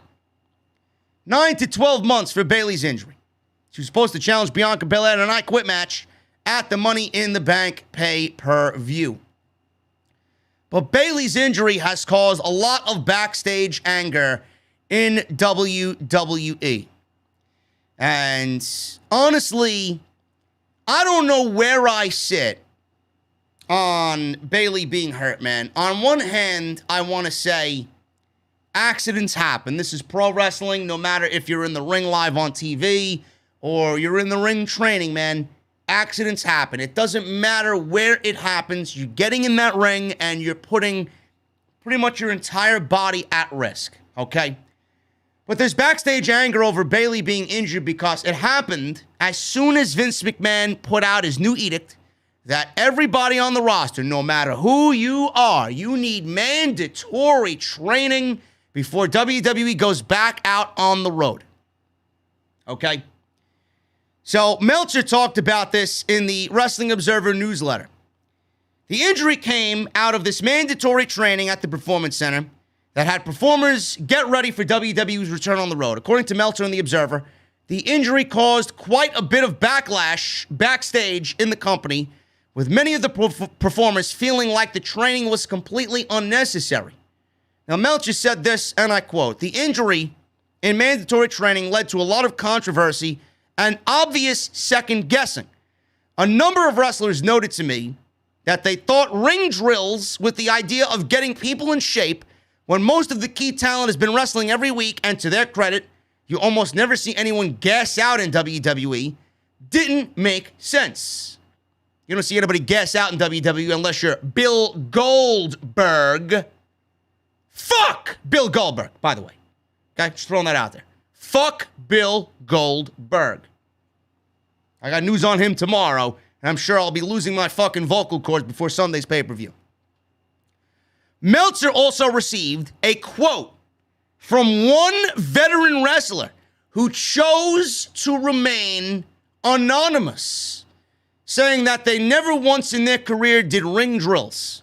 This anonymous wrestler said this, and I quote, "I wrestled full-time for 15 years. If you are in shape enough to do TV and pay-per-view matches, you need zero conditioning or preparation to go back on the road and do live events.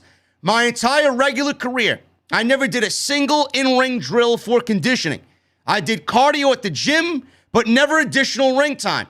The only time I did ring drills for conditioning was when I took post-retirement bookings and had to have a big match for the first time in a year or so. But that's because I hadn't had a match in a year and was going to have to do 30 minutes at a top level. When I went from working one match a week locally to 7 nights a week, I did zero drills to prepare. The only thing harder about 7 nights a week to once a week is the wear and tear on your body. So doing more wear and tear with drills to prepare makes it worse and not better." End quote. Now, I have no idea who this anonymous is. I tried to come up with who it could be based on what he said. I couldn't draw a conclusion from that.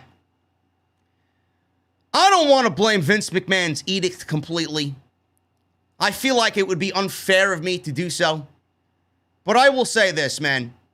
If Vince wanted people back in ring shape, then they should have already been in ring shape. You've been on TV every single fucking week.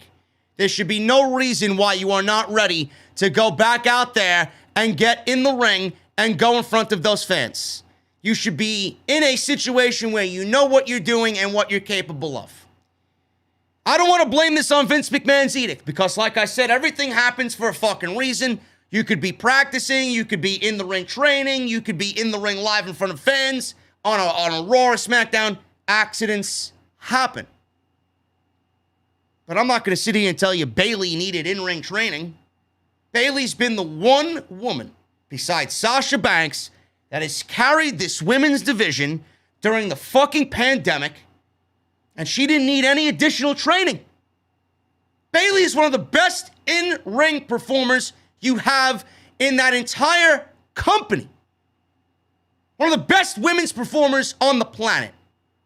Why do you need someone like Bayley or a Roman or a Sasha or a Randy Orton or an Edge or someone like that to get back in the Performance Center to do drills? It's fucking stupid. What you should be doing is taking all those people that you haven't put on TV and put them in the fucking ring and have them go back and do drills and training, because you're going to need them to fill out all these live event shows that you're doing away from Raw and SmackDown.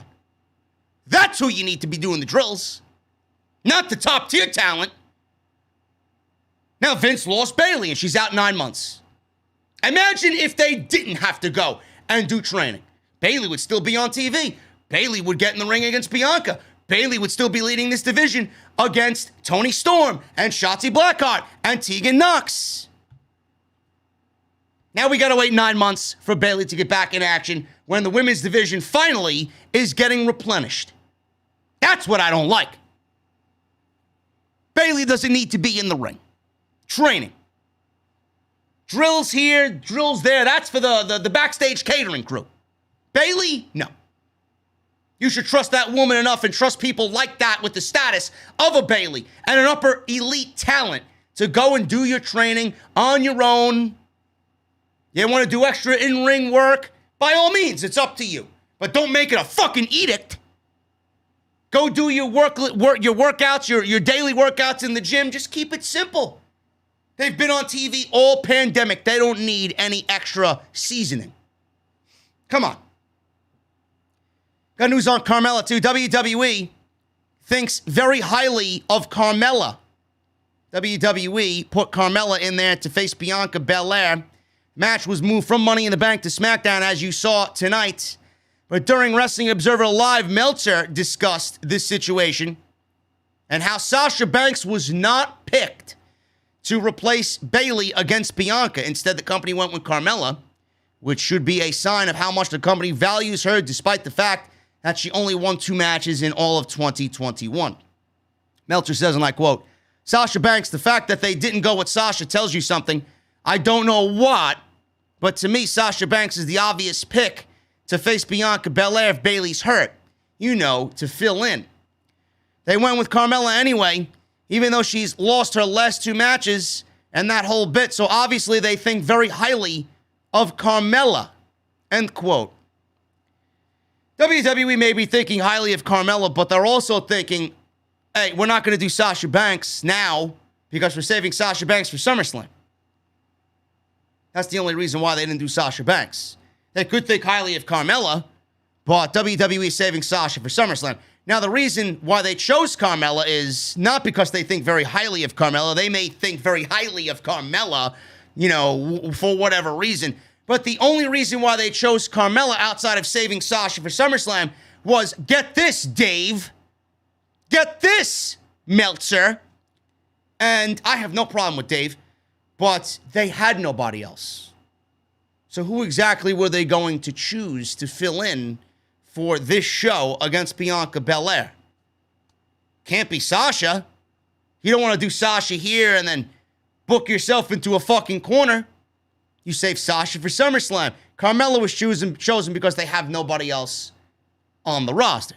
That's pretty much it. We got a Toni Storm vignette. Toni Storm is coming to SmackDown, and she's coming next week. Toni Storm is here, man. Very, very quickly has Toni Storm arrived. So after 3 weeks, she'll be here. Now, this is great. You guys know I love Toni Storm. I think Toni Storm is an excellent addition to the SmackDown women's roster. But, again, I have my reservations about how WWE is going to book Shotzi and Tegan and Toni and Finn. You know, they don't have a good track record of booking NXT talent. So pardon me if I'm not excited about Toni Storm showing up in the women's division. Should be good, though. I don't know how you could fuck that up. I really don't. Chad Gable and Otis. Love these 2 guys, man. Otis is hitting his stride mightily. I think it's great. Chad Gable and Otis stood backstage. Gable said, wherever they go, people whisper Otis in awe. Oh, it's Otis. It's Otis.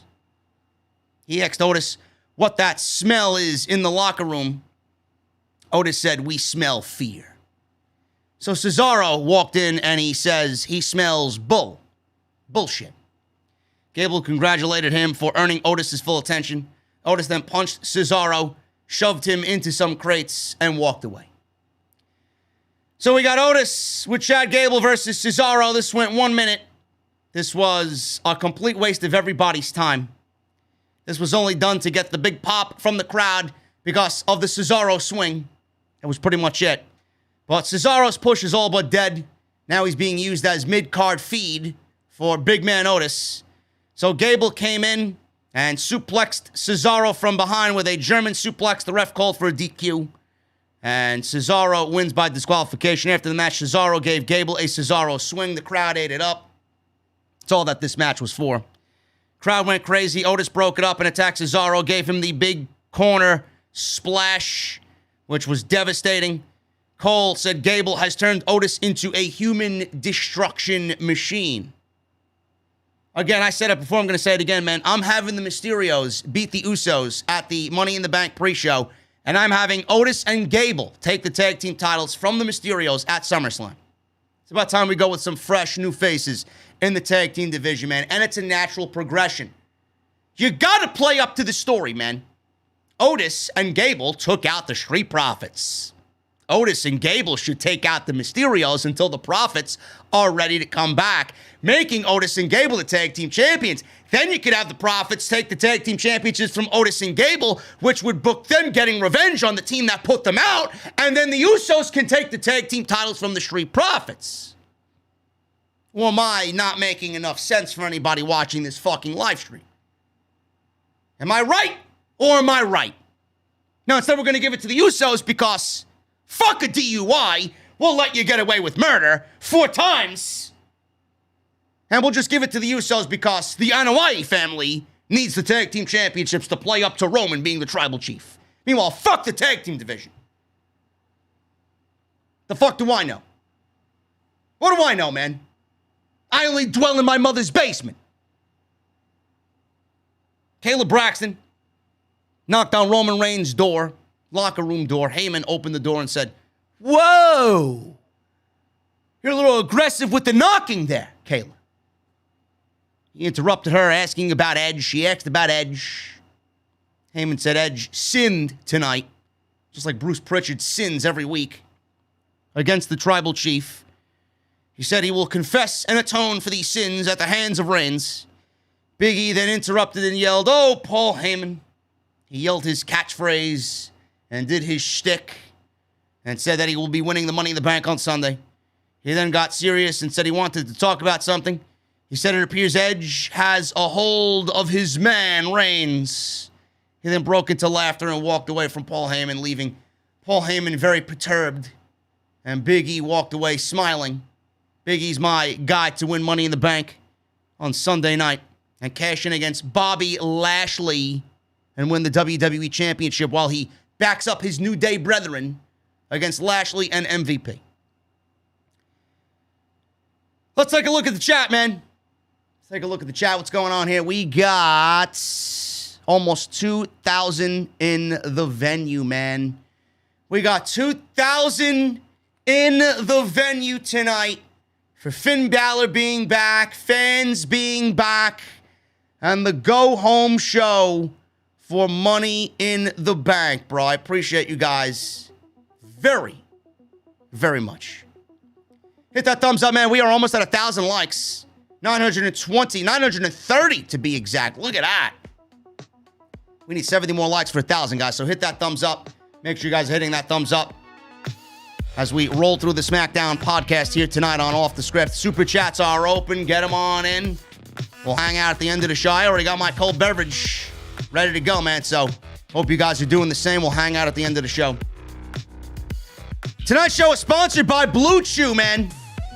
BlueChew.com. I know Bruce, man. You know, Bruce Pritchard, my good old buddy, Bruce Pritchard. He gave us a very difficult, depressing, sad time in the Thunderdome, man. Some of the worst shows that WWE has ever produced in their history. He left you depressed, I know. He ain't telling me nothing, man. I already know. It's been one hell of a year for the WWE inside the Thunderdome, man. I feel like I've aged 12 fucking years in the last 70 weeks with WWE. And if you're like me, watching these Thunderdome shows, man, you felt older and older and older. You just wanted to give up, man. You wanted to give up. Then you take that to the bedroom and you don't satisfy your wife. You don't satisfy your partner, man. What's wrong with you? Your wife or your girlfriend looks at you. Honey, what's wrong? Bruce let me down. Vince let me down again, honey. I have no motivation. Monday Night Raw was a fucking shit show again, man. I'm just gonna hop on Call of Duty and play Warzone till 4 o'clock in the morning. I'll see you in the morning. You don't want to do that. But Blue Chew, man, Blue Chew is going to eliminate all of that. It's an online prescription service that delivers the same active ingredients as Viagra and Cialis. But it's chewable. And it's a fraction of the cost, man. Blue Chew's tablets help men achieve stronger erections and combats all forms of ED. It's an online prescription service, so no visits to the doctor's office, no awkward conversations, and no waiting in line at the pharmacy, man. I fucking hate waiting in line. I hate waiting in line, man. It's all done online and it ships right to your front door in a very discreet package. All you guys got to do is sign up at BlueChew.com.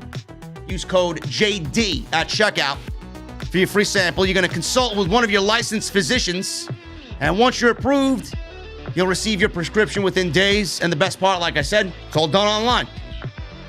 The pills. You don't like swallowing big pills, you say, huh? They're chewable. No more horse pills for you, man. Pop it, swallow it, you're good to go, man. And they will work with you on providing the right ingredients and the right strength for your prescription. And they're also made in the USA, and they prepare and ship right to your front door directly from the US of A, man, so it's cheaper than a pharmacy. Make sure you guys go to BlueChew.com, use code JD at checkout. All you guys got to do is pay the $5 shipping and handling. BlueChew.com, promo code JD. Receive your first month for free. And I want to thank Blue Chew for sponsoring today's SmackDown post show on Off the Script. Baron Corbin's in the ring, man. Baron Corbin stood middle of the ring. We've seen a video package of Baron Corbin and all his downward spiral moments the last couple of weeks. Corbin talked about the last few weeks, how they've been difficult for him, the most difficult time of his life. Said he lost his car, his crown, his investments, his savings. Said now the bank is threatening to foreclose his house. One house. You talk to this guy on social media, he's got dual houses or triple houses. They're going to foreclose on his house. He said his 2-year-old daughter is sick because she has to eat spaghetti out of a can. And his house is a mess because they had to fire the maids. He said if this continues, they'll have to move in with his wife's parents. Can you imagine that, he said. So they cut to a fan giving Baron Corbin a thumbs down, and this guy was giving his buddy a hard time. Kevin Dunn, pinpointed one guy in the crowd that was legitimately going through the same moment that Baron Corbin was going through, man. He's probably living with his wife's parents. What a fucking loser. Could never be me in 1,000 years, man. Can you imagine? Can you imagine me doing this fucking job, this fucking podcast from, a girlfriend's house or a girlfriend's fucking parents' house? Can you imagine that? What they probably think of me? What are you doing dating this psychopath? He yells too much. You gotta get rid of him. The internet community hates him. I can't have him come to the family outings. Whatever. Corbin then announced that he's starting a crowdfunding site, which is called the Baron Corbin Fund. There's a goal of $100,000. Says he's not asking for much, just enough to pay some bills and get back on his feet. He asked the fans to please go and donate. No. Not at all. You know who did donate, though? Jesse donated to the Baron Corbin Fund, bro. Jesse, I got factual fucking text, man. Jesse donated to the Baron Corbin Fund. I kid you not. I'd be shocked if this guy gets $100 donated to the Baron Corbin Fund, man. He's not asking for much, just enough to pay some bills and get back on his feet. He said, the fans, please go and donate. He said, every little bit helps. Please don't tell me that everyone here in Texas is as cheap as everyone else around the world. Please, I'm asking you for help. Please. Crying to the crowd. He kneeled and he was begging. Kevin Owens comes out. Massive pop for Kevin Owens. Corbin told Owens that he wants to believe he's out there for the right reasons because he wants to help him. Says he has influence in the locker room. If KO starts with a donation, everyone else will fall in line. He says he knows KO is just like him and has a heart of gold. And he sympathizes with people in need. And he asked him not to take this the wrong way, but let's be real, KO. Everybody knows you don't spend money on wardrobes. Owens then gave him a stunner. And Big E then made his entrance for the main event. Some people were arguing. I believe I tweeted something about Baron Corbin. And my boy Jacob Donnelly tweeted out I saw him arguing with some geek online. This entire storyline was to develop sympathy for Baron Corbin. This entire storyline was to make Baron Corbin into a babyface. Otherwise, why would they be doing this with Baron Corbin?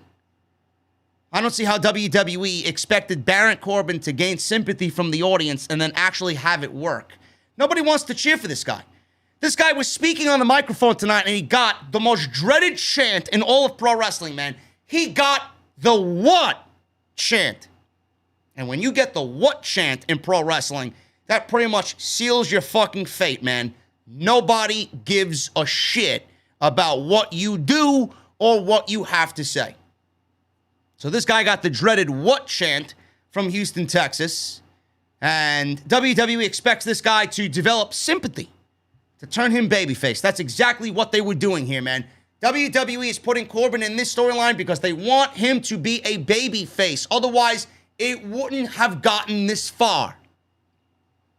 It's not going to work. A blind man could have figured this one out. Nobody's going to cheer Baron Corbin. Everyone's going to look at Baron Corbin fucking telling everybody he's got all these bills and he's got no payment on his house and he got this stolen and that stolen. Everybody, they were a legitimate chance of you deserve it tonight. Baron Corbin's been a fucking dastardly heel for the duration of his career. This guy fed dog food to Roman Reigns. This guy fed dog food to another pro wrestler, man. This is somebody that the fans want to sympathize with? This storyline is fucking as dead could be. I'm over it already. It's not even funny. It's not even I don't even know why the fuck they even booked this guy to lose his crown, man. He lost something that was already his, that he had stolen from him. I don't know what they're doing, but it ain't working for me, I'll tell you that. Rick Boogs introduced Nakamura, man. Rick Boogs was over. This was one of the big things I was looking forward to with fans back. Rick Boogs playing the electric guitar. Introducing Shinsuke Nakamura. I'd pronounce Shinsuke Nakamura like Rick Boogs does, but I don't have the vocal capacity to do that. So we got Nakamura, Owens, Big E, and Seth Rollins. Seth Rollins made his way down to the ring last. I gotta say this, man.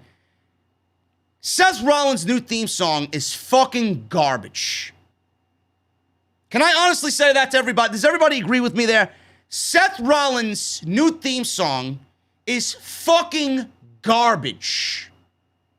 Let's go back to the old theme. Can we go back to the old theme? The Messiah theme was actually pretty decent. Whatever they got going on with this guy right now, man, it is unintelligible garbage. So is Adam Cole's. I don't know how they look at these theme songs and say, yep, let's go with that one, boys. Get rid of it. One of the worst theme songs I think I've ever heard in my entire life. This match was pretty much shaved down to less than 10 minutes. I don't even know why this match took place. The one thing that I said to Jesse when I texted him, this match pretty much is going to tell everybody exactly who is not going to win Money in the Bank. Whoever wins this match is not going to win Money in the Bank on Sunday. So if you're going into this match, I would not win this match. I would purposely lose this match. So whoever wins this match is not winning Money in the Bank, and whoever gets pinned is more than likely the odds-on favorite to win Money in the Bank. This match went about 8 minutes. There was really nothing that happened here. Seth Rollins was on the apron. Big E dove at Seth Rollins. Kevin Owens dove on top of them. Nakamura jumped off the apron and did a leaping Kinshasa on Kevin Owens. The biggest spot in this match was there was a spot on the announce table, and Kevin Owens laid out Nakamura on the announce table. He jumped up on top of he set up a huge fucking ladder, man. He set up one of the massive ladders. I guess this was WWE's final pitch to Money in the Bank. He jumped off the tippy top of the ladder, man, standing on the last rung of the ladder up top. Jumped off and delivered a beautiful elbow drop on top of Nakamura, man, right through the table. Michael Cole and Pat McAfee were losing their fucking minds. This looked like it sucked for both guys, man. But it was a thing of beauty. So good.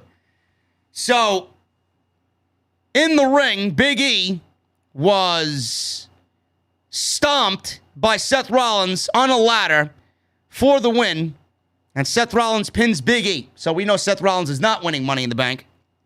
Seth climbed up the ladder as Michael Cole talked about him once cashing in the Money in the Bank briefcase and called it the heist of the century. And Michael Cole sounded off saying, "We are back and we are home," on the Money in the Bank Go Home show as SmackDown came to a close. They didn't give this much time, but let's be real, folks. This match didn't even make much sense to begin with. This was nothing more than WWE's final pitch for Money in the Bank. Hey, let's take all the SmackDown guys and put them in a fatal four-way, and the winner gets momentum. That prestigious momentum going into Money in the Bank, but all it did for me is show me that Seth Rollins, who won this match, is not winning Money in the Bank. That's all it did. I would be okay. Now, I want Big E to win it. As long as it's not Drew McIntyre, I want Big E to win, okay? Or Matt Riddle. Those are my two guys. Big E or Matt Riddle. That's it. I would be okay if I was to pick a top three. Big E cashing in on Lashley. Matt Riddle doing whatever he's got to do, as long as it's not a cash in for the tag team titles. Or I would take Shinsuke Nakamura winning Money in the Bank. Crowd was eating up his entrance, man, with Rick Boogs. They were humming along to it like they usually did in NXT. Beautiful moment. I would take King Shinsuke winning Money in the Bank. But I'm going with Big E. I'm going with Big E to win Money in the Bank, and I think that's where I'm sticking. Big E cashing on Bobby Lashley and finishing up all of the New Day stuff on Monday Night Raw. And that was your SmackDown with fans back in attendance for the Money in the Bank Go Home show. And that is your podcast review of tonight's show, man. I appreciate you guys sticking with me. We have 1,800 in the venue right now. We're about to go over some super chats. If you guys want to get them on in, please get them on in. Hit that thumbs up. We're over 1,000. So thank you guys very much for hanging out with me and hitting that thumbs up, man. Follow me on social media at JDfromNY206. That is on Twitter and Instagram. Hit that subscribe button if you have not done so down below. Turn on the bell for all notifications. Go check out Blue Chew, BlueChew.com. Use code JD at checkout for your free sample. And go get your t-shirts, man. Bonfire.com is the exclusive home of Off the Script. Go get your Summer Scam t-shirts now on sale at Bonfire.com. The poll, man, we got 2,249 votes. The ending of the poll is here. You guys voted, man. SmackDown did not look any different than it usually does. 53% of you said no. 46% of you said yes. It was different, man. So thank you guys for taking part in my poll. Appreciate you. Let's get into the super chats right now, man. Get them on in. Grab your cold beverage. Let's hang out like we usually do. Michelle Moran with a $5 super chat. Still living in their bubble of piped-in noise. Show started strong, then went downhill after. Cesaro was buried. Nice to see Finn, but he won't get pushed. Did WWE really have piped-in noise tonight? How could anybody tell tonight, man? The crowd was very lively tonight. But it's not against WWE to still use piped-in noise with a live audience. They've done it with NXT the last couple of weeks as well. So, they did it at WrestleMania. They piped in noise at WrestleMania. But I don't think I heard anything tonight, man. But I appreciate the $5. Thank you, Michelle. Chris Hassel with a $9.99 super chat. Watching these shows in front of no crowd because of COVID was depressing. Now, since that, live crowds are back. Now we can yell, Jumanji. You rock, JD. Thank you, Chris. I appreciate you, man. Yeah, fans are back, and it's great to see fans back in attendance. I love it. I love it, man.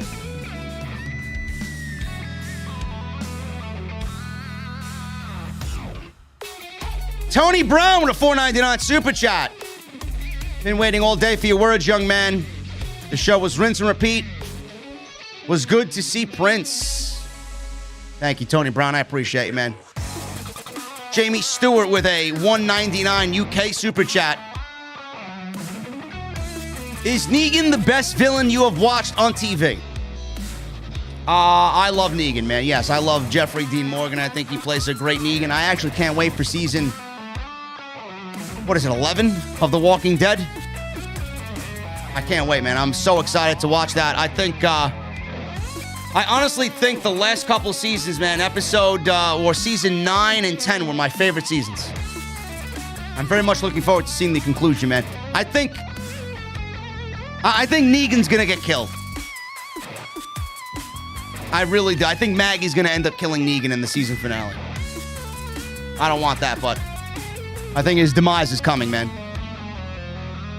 Him walking into Alexandria after he killed Alpha. Doesn't sit well with me, man.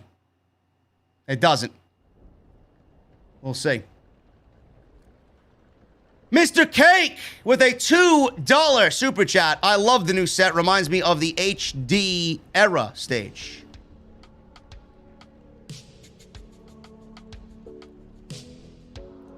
I love the new set, too. The new set was great. Michael Raymond with a $2 super chat. Otis is Bobby Hill. Who's John Redcorn of WWE? No idea. Shannon Silveria with a membership to the venue, man. Shannon, thank you so much. What are you drinking tonight? Because you're sitting VIP.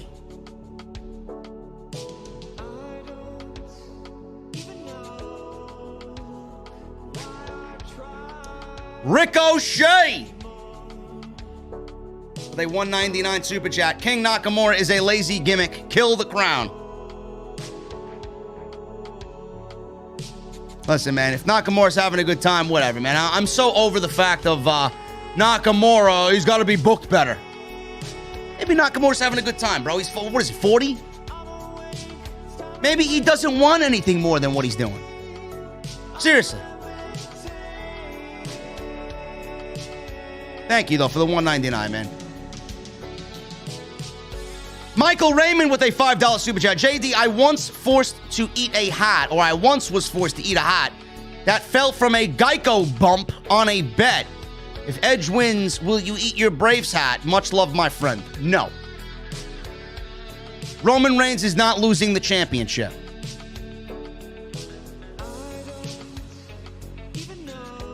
Montreal Rather with a $2 super chat. Mr. 9 to 5 will be champion before Edge will be. Yes, he would. Yes, I think so. Yes, he will. He would be champion before Edge. Yes.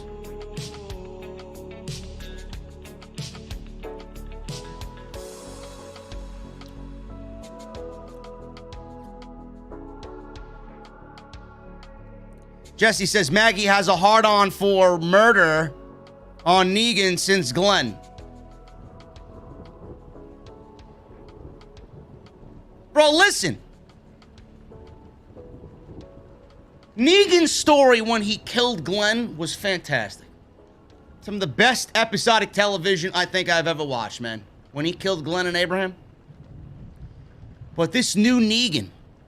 This Negan that's trying to bounce back and become human again, man. And become, like everybody else in Alexandria.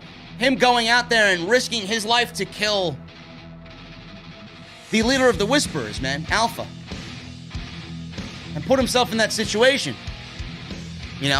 It's such a great story. Is he doing it for himself? Is he doing it to get back at everybody and show everybody that he's really a good guy?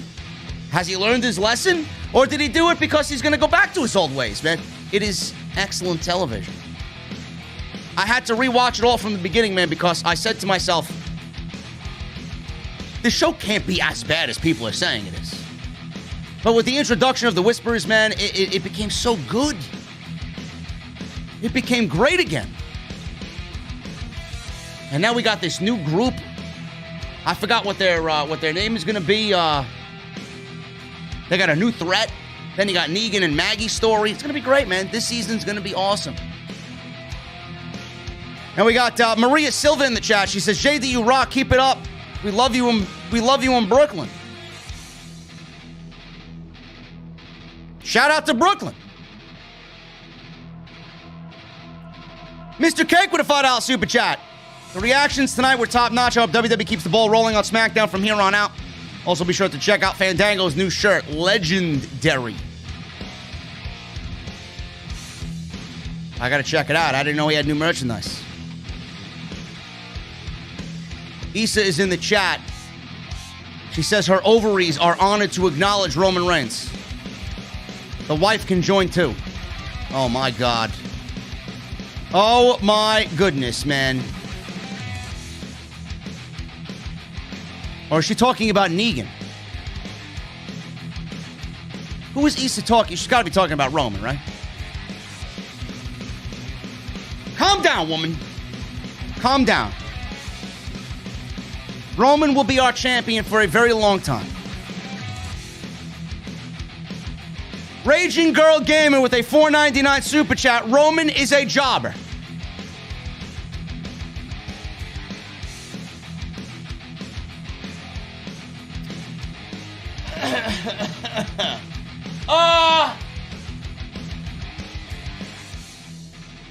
We need Rage is drunk at the bar again. I told you cutoff time is 11 o'clock. The fuck?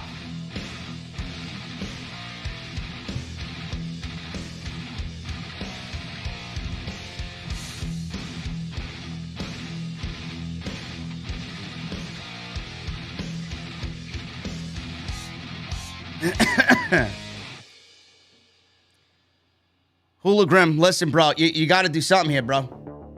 You can't flag her. You're drunk too? Oh my God.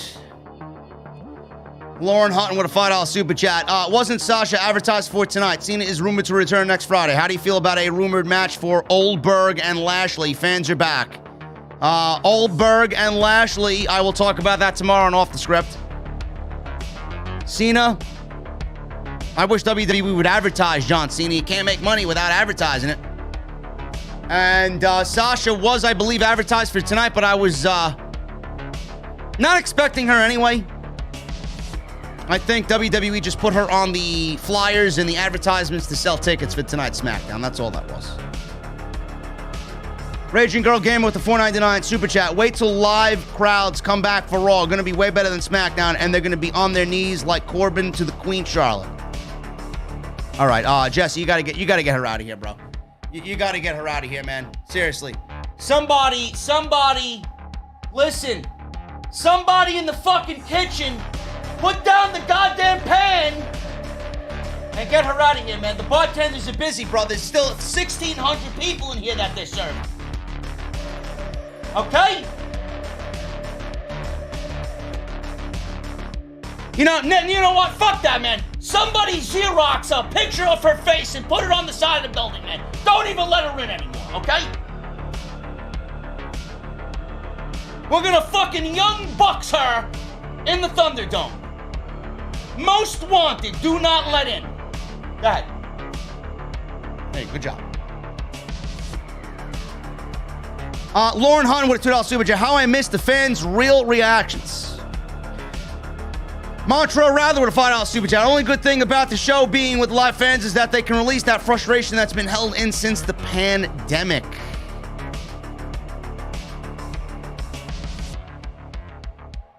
Michael Raymond with a $2 super chat. Who would you choose as an unexpected WWE champion? Matt Riddle. Lauren Hutton with a $5 super chat. Will venues allow fans to enter WWE events without being vaccinated? Or do you have to be vaccinated? Just a little curious. Only in New York City. Which is a reason why Dynamite is sold out, or just about sold out, in Arthur Ashe Stadium. And WWE is not. Plus, you mix that with the heavy ticket prices for Madison Square Garden, man, on top of you needing to be vaccinated. It's a recipe for people not going, man. But WWE probably is going to sell out Madison Square Garden. But in New York City, any venue that's taking in money for the state, they're requiring you to be vaccinated. It sucks. It really does.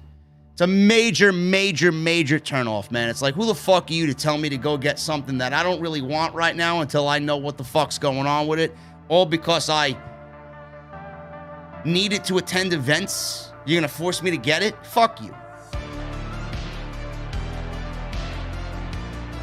Jericho 8131 with a $10 super chat. Do you think WWE will serve us and do Reigns Goldberg at SummerSlam instead to make up for WrestleMania last year? Also, did you ever try that strawberry milkshake beer? Everywhere I look, it's sold out. No, they're not doing Reigns versus Goldberg.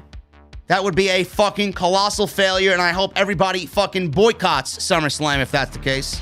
Goldberg shouldn't even be on the show, period. He shouldn't even be in discussion creatively, period. And no, I haven't tried that strawberry milkshake beer because it's seasonal.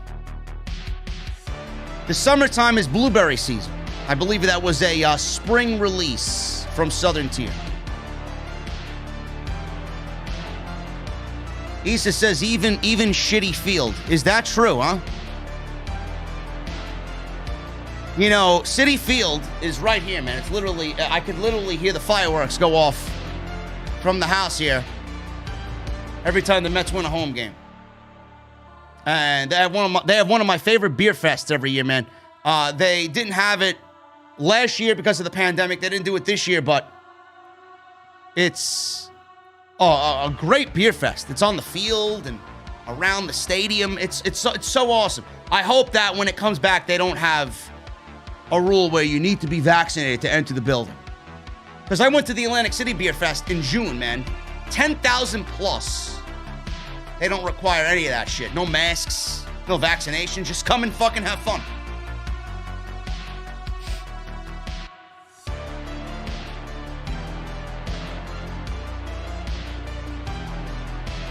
Lauren Hutton with a $2 super chat. The great debate. Who's better, Orton or Omega? Now, Omega. All time, Orton. Snuggle Bunny 1956 becomes a new member in the OTS venue, man.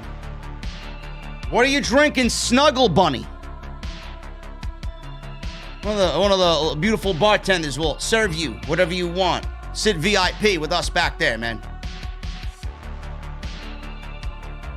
Dave Tatum with a $10 super chat. I agree with you, JD. Other than the fans in attendance, it was the same as usual. Another great review as usual. Keep up the great work. OTS for life. Thank you, Dave. Thank you, Dave. Shout out to Jesse's wife, man. Happy birthday to Jesse's wife. The fuck you doing in the chat, clown? What a wonderful woman to allow you to sit here in the chat, man. Seriously.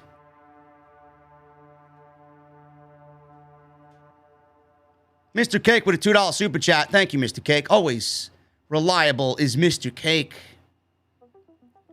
Number one champ in the industry. Reigns' reaction was okay.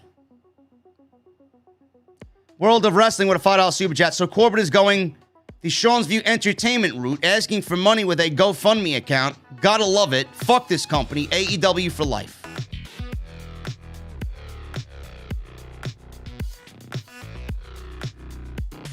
Not to rain on his parade, bro.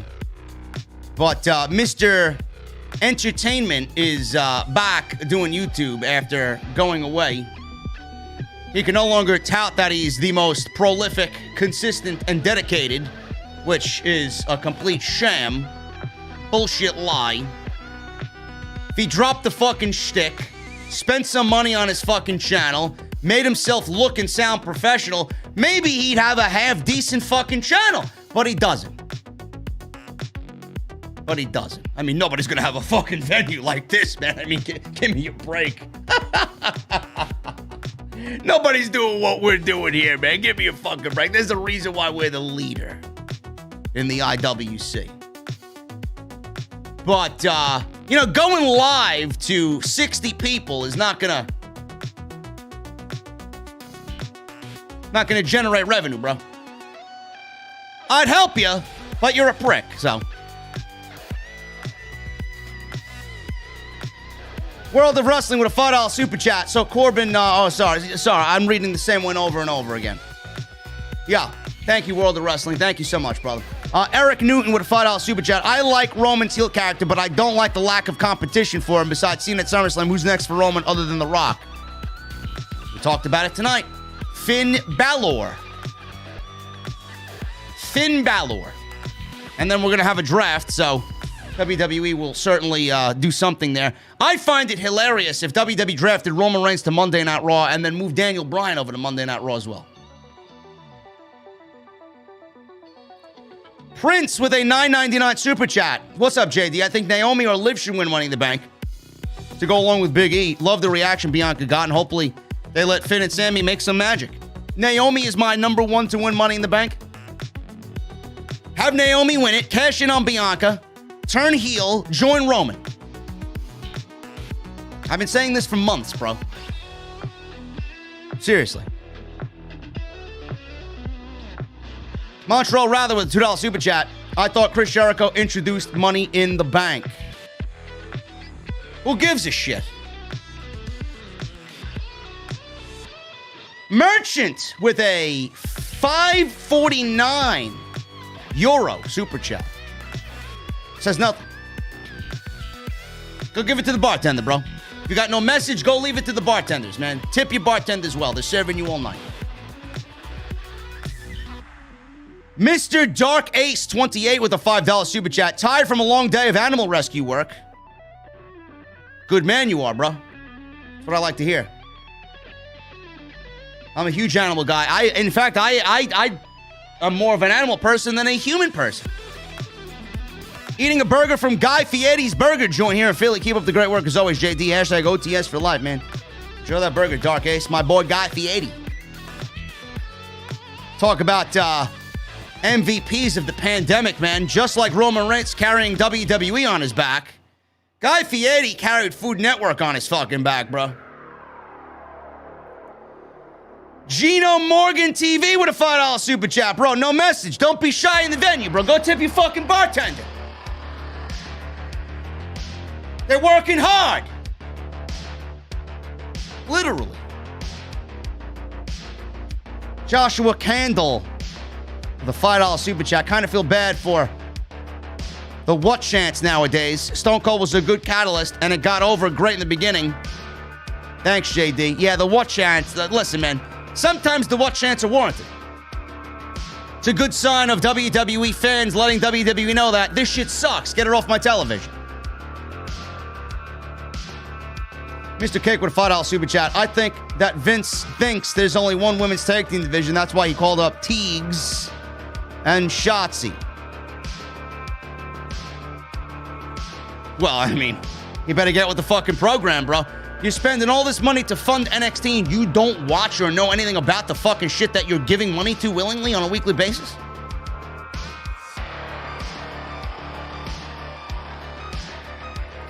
What is Rage saying in the chat? Let me see what this goon is saying in the chat. Where is she at? What is she saying, man? You got something to say about Guy Fieri? Better shut your fucking mouth. Chris with a $4.99 super chat. Thank you, Chris. I lost you. Where'd you go? What's up, JD? Sorry I haven't been in the chat as I've been working a lot. Rage is not drunk tonight. This shot is for all the mods in the chat. Love OTS. Thank you, Chris. Make that money, bro. Beast with a $40 rupee super chat. Thank you, Beast. You fucking beast. Hashtag Corbin fund me. No. I'm not giving my money to Baron Corbin. We got Issa, the NYC Demon Diva, with a $4.99 super chat. With or without fans, my ovaries never fail to acknowledge the tribal chief.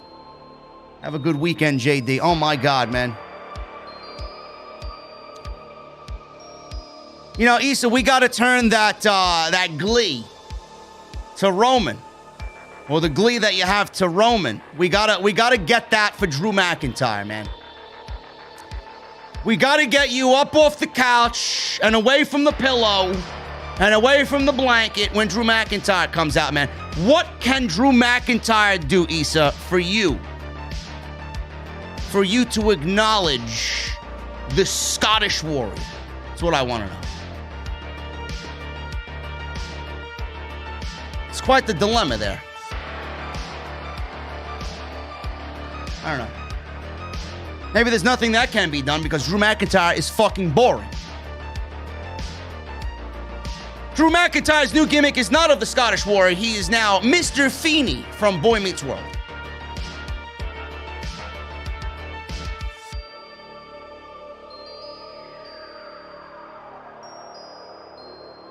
Maria Silva with a $4.99 super chat. Thank you, Maria. Tip the bartenders. Tip the bartenders. No message. Furious Nation with a $5 super chat. What's up, JD? Great to see live fans back tonight and all. And since I'm going down to Texas next year for WrestleMania, which beers would you recommend, bro? Issa says Drew should disappear. That is what would make Issa's ovaries go crazy, for Drew McIntyre to disappear. Furious Nation, listen, bro. I was in Austin, Texas, not even a month ago, man. The beer down there was very overrated. A lot of local beer, man. Nothing stood out to me. Nothing. Don't know where, or don't know what Dallas has, man, but I love me my fruity IPAs, my sours. Summer season's tough, man. Summer season is tough. It's legitimately the worst summers to drink beer in. Ask me closer to WrestleMania. I may have an answer for you.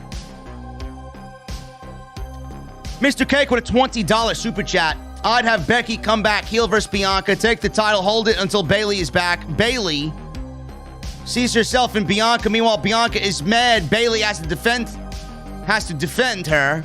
Bex uses her full power. She's been hiding. Bro, Becky is, listen, Cake, I love your enthusiasm. I love your enthusiasm, Mr. Cake, but Becky is not coming back heel at all, man. That woman is going to be cheered, and the simps are going to cry tears of joy with their fucking cock and balls hanging out, man, swinging wildly in the wind. Becky is not going to be a heel. And I'll be sitting here trying to rain on everybody's parade because once she's back, what is it going to do? Nothing. Nothing. Brian Mahoney with a $2 super chat. Removing first and last names, worst McMahonism. Yeah, I can't stand it. I can't stand it. I'd probably say yes. That and the fact that he doesn't like calling championships belts. Indigo with a $10 super chat. Hey, JD, much respect. Like you said, fans are not. Creative will still be the same. Grown-ass men bowing down to a crazy old man. Good seeing fans back, though. Another awesome live stream. Thank you, Indigo. Vince gets no bow from me. Vince gets the middle finger from me because he's created shit television. Beast with another 100 rupee super chat. Thanks for playing Execution the last two streams. You are the GOAT. Much love and respect from all the way from Kashmir. Great review. Hashtag IWC Messiah.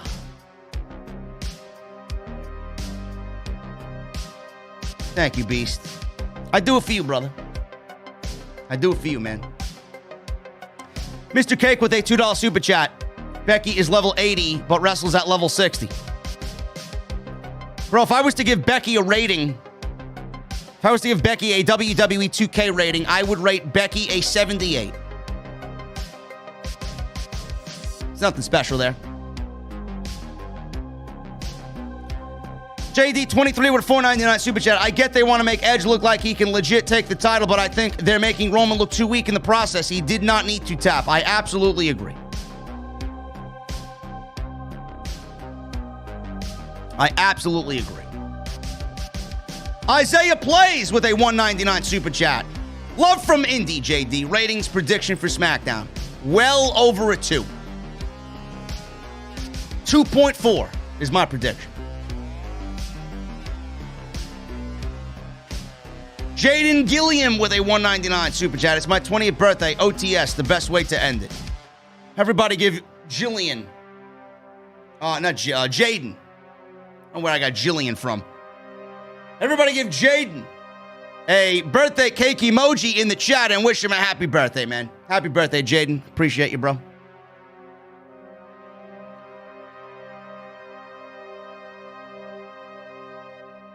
We got Toa09 with a $4.99 super chat. He retracted his message. Beast with another 40 rupee super chat. I am on the door, JD. Don't worry, I won't let Rage in. Good man, bro. Good man. Rage is walking a very thin alcoholic line right now. Frankie Rhymes with a $4.99 super chat. What's up, JD? My anxiety has been bad tonight, but it's good watching your show. I appreciate your work, man. Much love from Toledo, Ohio.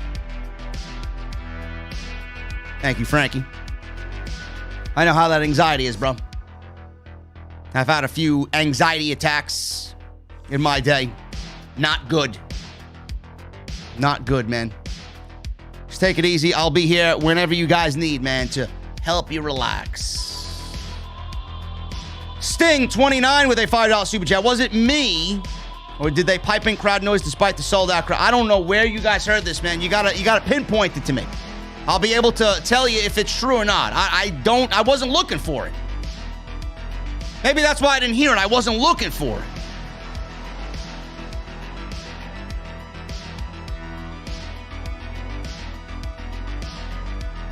Toa09, $4.99 super chat. How long do you think Apollo Crews, a.k.a. the Nigerian Prince, will continue the Intercontinental Championship reign he's on? JD, the true tribal chief of the IWC, man. I don't know. I think he goes against Owens. I think he goes against Owens at SummerSlam. I really do. Or maybe Shinsuke. Any one of them work, man. Any one of them work, really. Furious Nation with a $5 super chat. In your opinion, what are your top 3 favorite SmackDown themes and top 3 favorite Raw themes? I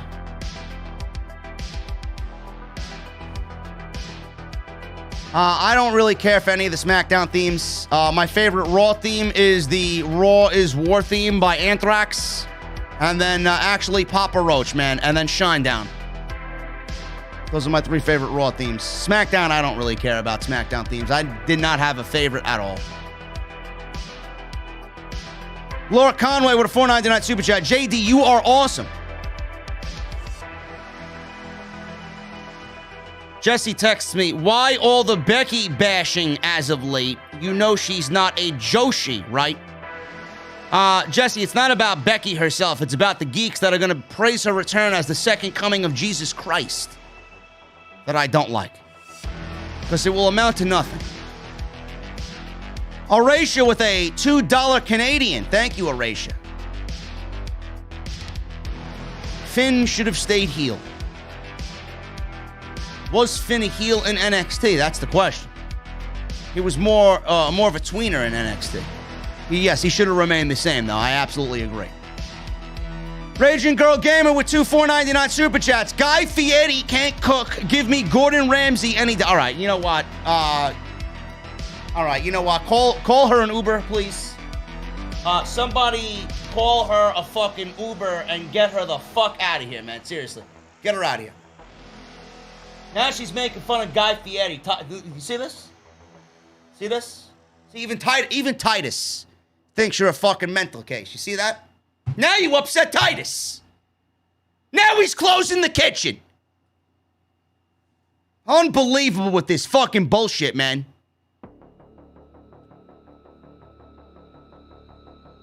Jake Ake, 23.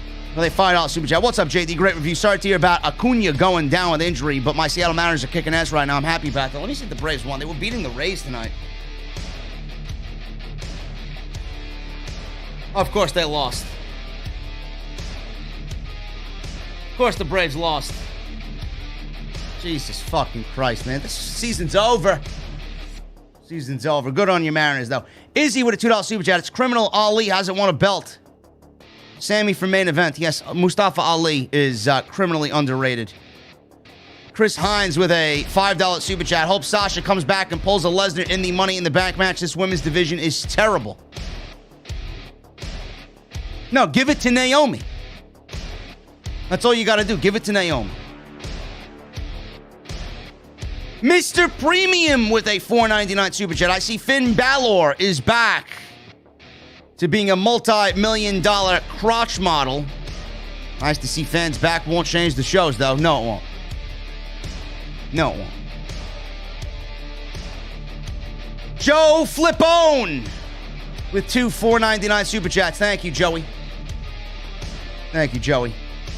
$10 super chat by Prodigy RKO. Any Money in the Bank predictions and draft predictions for the end of the summer, JD? We'll talk about Money in the Bank briefly tomorrow. And that's all I can say about that, man. Thank you for the $10, though, brother. Draft predictions, maybe. If I'm up for it. Apparently it's moved to October, so I won't have much to say on it right now. And Beast with a $40 rupee chat. Yes, WWE piped in crowd noises. Can't believe you missed it. Where?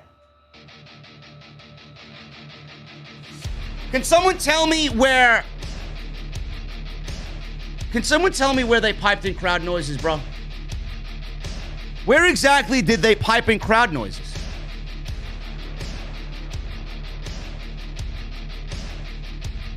If somebody knew where it was and told me, I'd go back and watch it. Yeah, they moved the draft to October. Joe Flipone with a $9.99 super chat. He leaves a super emoji that says #1 fan.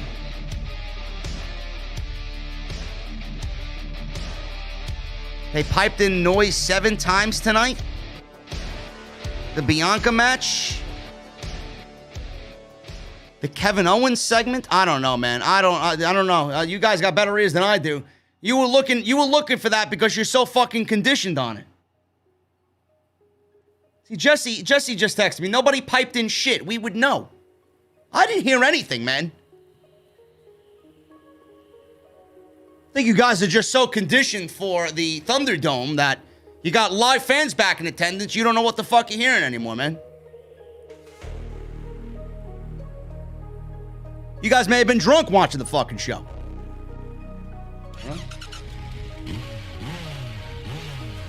Anyway, guys, we are about to get out of here, man. Thank you to everybody that super chatted tonight, man. You are all lovely individuals.